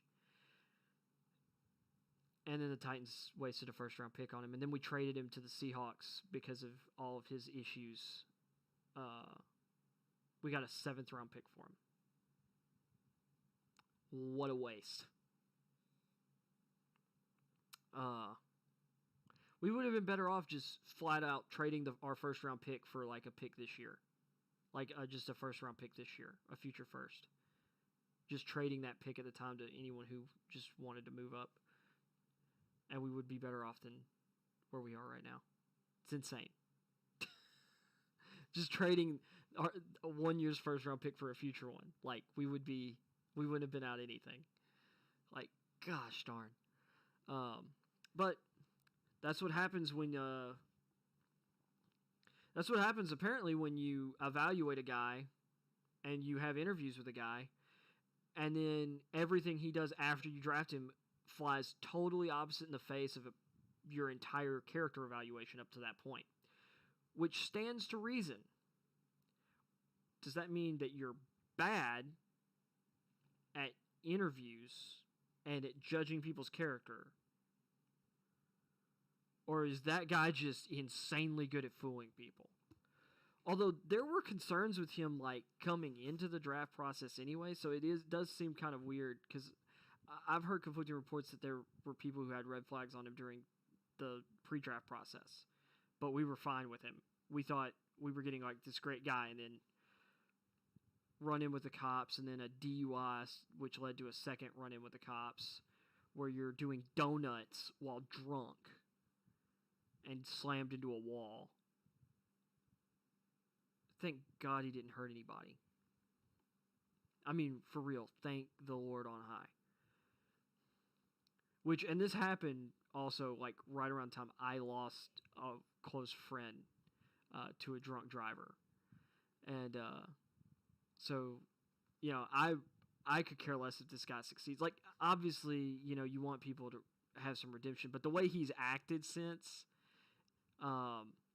he's tried to, or he's kind of put it on, well, the Titans haven't, da-da-da-da-da, and it's like, to be honest, like, maybe you should be reaching out to the Titans and reaching out to people and asking for forgiveness, and maybe you should be looking at what you should be doing. But anyway, back on this tackles class, like Radden's, so, and then you've got like 9 and 10. I'd probably put Garmin, and probably Leatherwood at 10. But there's a couple other guys. The left tackle for BYU is really, really good. I'm blanking on his name right now. There are so many good offensive tackles in this class. There's this guy that a lot of people had really high from Cincinnati, but he looked bad at the Senior Bowl. I believe his name's Hudson. Last name's Hudson. He did not look good at the Senior Bowl at all. And he has a lot of traits. He has really good build. Like, it looks like he has really good athleticism. But he just was getting smoked in one-on-ones at the Senior Bowl. He just didn't look good. So that's a no from me. Then you've got Ely out of Oklahoma, who looks interesting, but I don't know if he's necessarily top 10 in this class. I don't know why I'm yawning so much.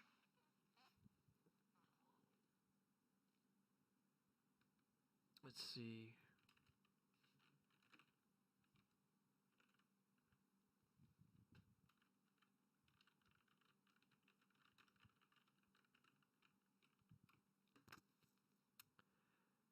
But yeah, I guess that's probably my top 10 tackles. So I guess Leatherwood does snag the 10th spot as a tackle.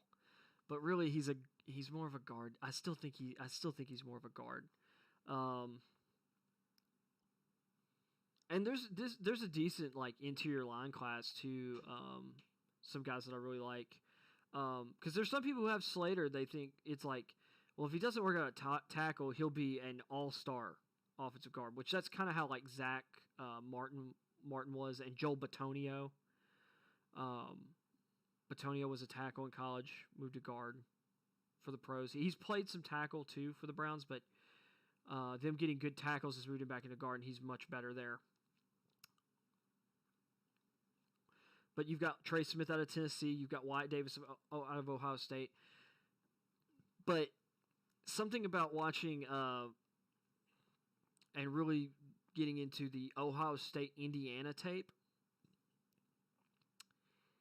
Indiana made Justin Fields look bad, but they also made the entire offensive line look bad. They were bringing these exotic blitz packages, like NFL level, like blitz packages, where Davis would sometimes have two guys and he'd miss both of them because he didn't know which one to go for.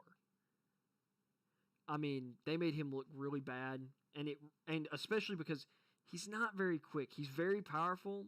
He's got good technique. And I mean, he can be just an absolute bulldozer in the run game, but his pass pro kind of worries me. And his ability to handle, which it also depends on Ohio State's offense. I'm not clear on whether the center does or calls out their protection schemes, or if the quarterback is responsible. So one of those two is responsible, and so maybe it's not on Davis because he's been put maybe in a no-win situation by no fault of his own. But you've got to get your hands on one of them.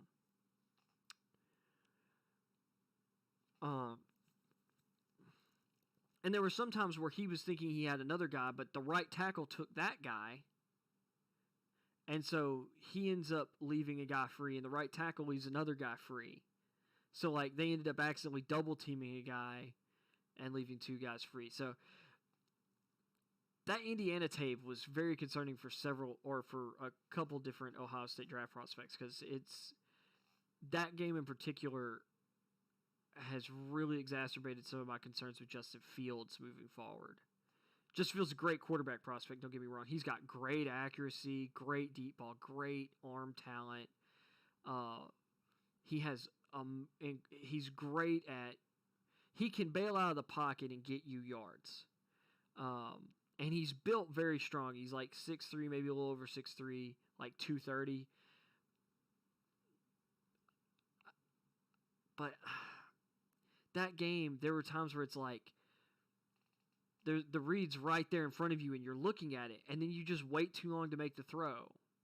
And he seems like defenses that disguise and defensive backs and linebackers who are really good at baiting quarterbacks into making decisions and baiting them into, like, showing them a certain look at the snap and with their first step, and then changing direction as the quarterback moves their eyes, which happens a lot at the NFL level.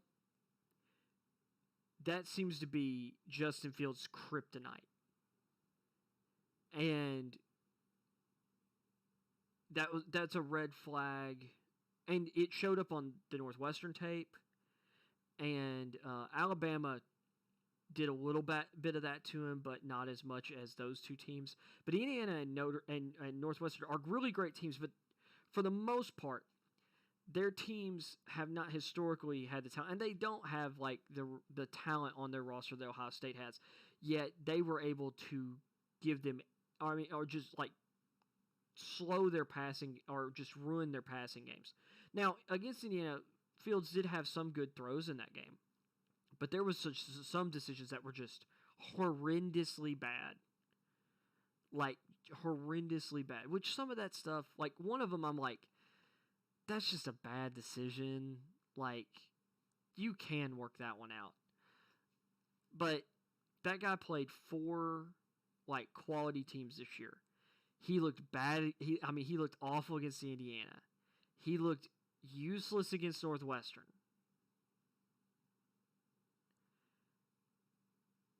He was amazing against Clemson, although Clemson's defense was extremely overrated this year.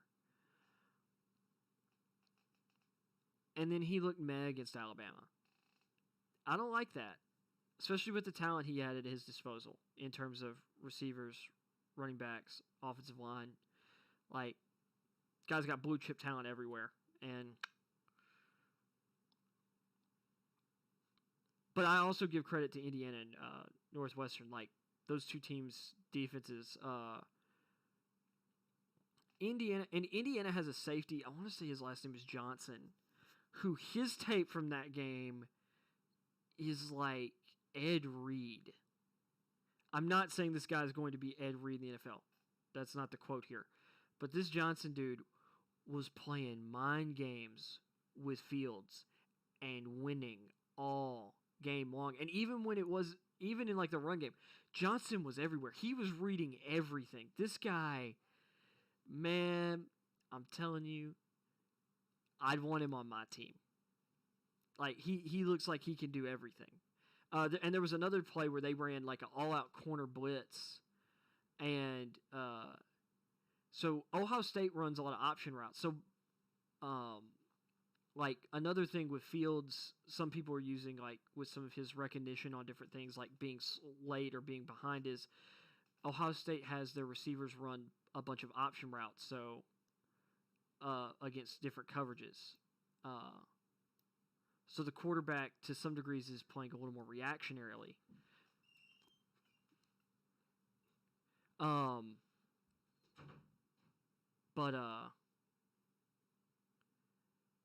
Yeah. What was I saying? Sorry. I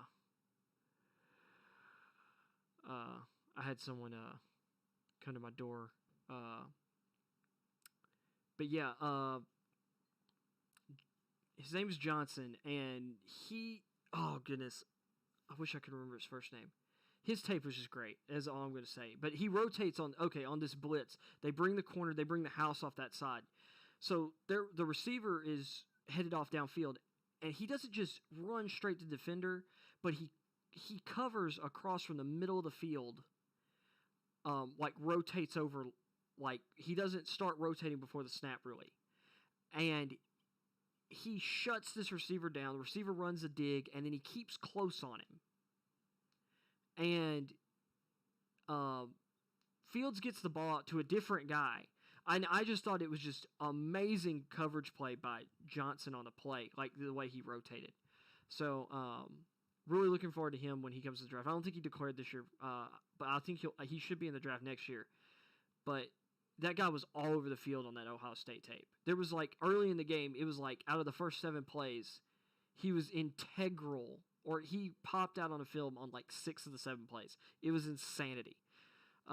Whether it was coverage or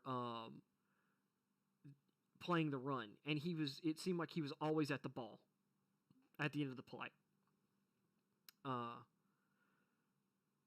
But yeah. So, I'm going to check for a couple more, see if I see any more nuggets here.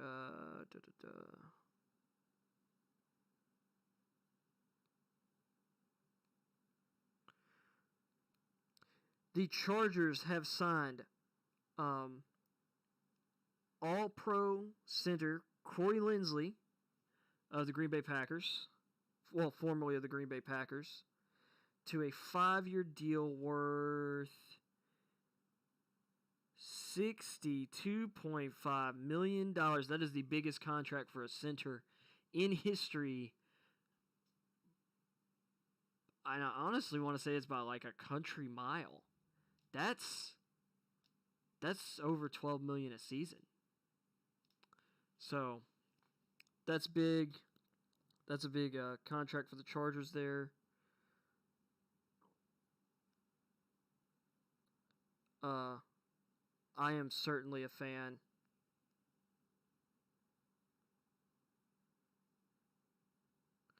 because the Chargers needed to improve their offensive line severely,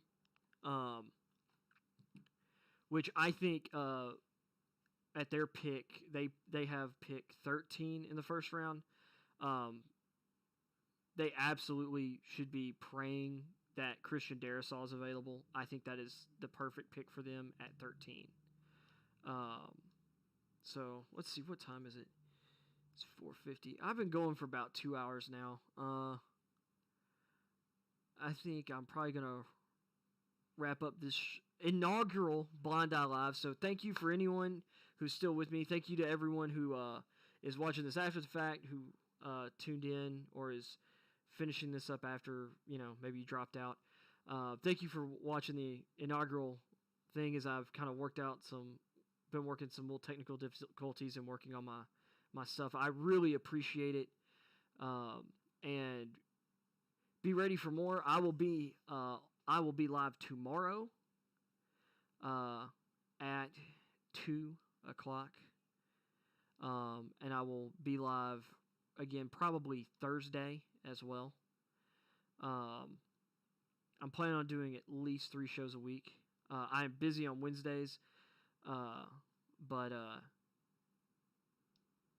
so definitely be tuning in tomorrow at 2. At the latest 2:30 I'll be starting, but I'm wanting to start around 2, and I'll probably be a little more organized with stuff tomorrow. And I'll definitely be, along with the free agent signing news, I will be in the future. I'm huge into draft. My 2 favorite things, or my favorite thing is football, and the draft is where college football and the NFL intersect. And I love team building. I love that aspect of sports. So I love the off season. So you're gonna get a lot of off season NFL content from moi, and so be ready for that. Next stream, I'll probably talk about free agents, and then, well, I'll definitely be talking a lot about free agents, but I'll probably, in one of the next 2 streams, go down my list of the top 10 quarterbacks in this year's draft and why I have them rated where I do. I have some hot takes according to a couple of my dudes that we talk a lot about this kind of stuff. So we were arguing about it earlier today, actually. So thank you for tuning in, and I will leave you with, I'll leave you with a teaser. Mac Jones is my quarterback 3 in this year's draft. He's my QB3. So thanks, everybody, and I pray that y'all all have a really great evening. Y'all are back tomorrow. Stay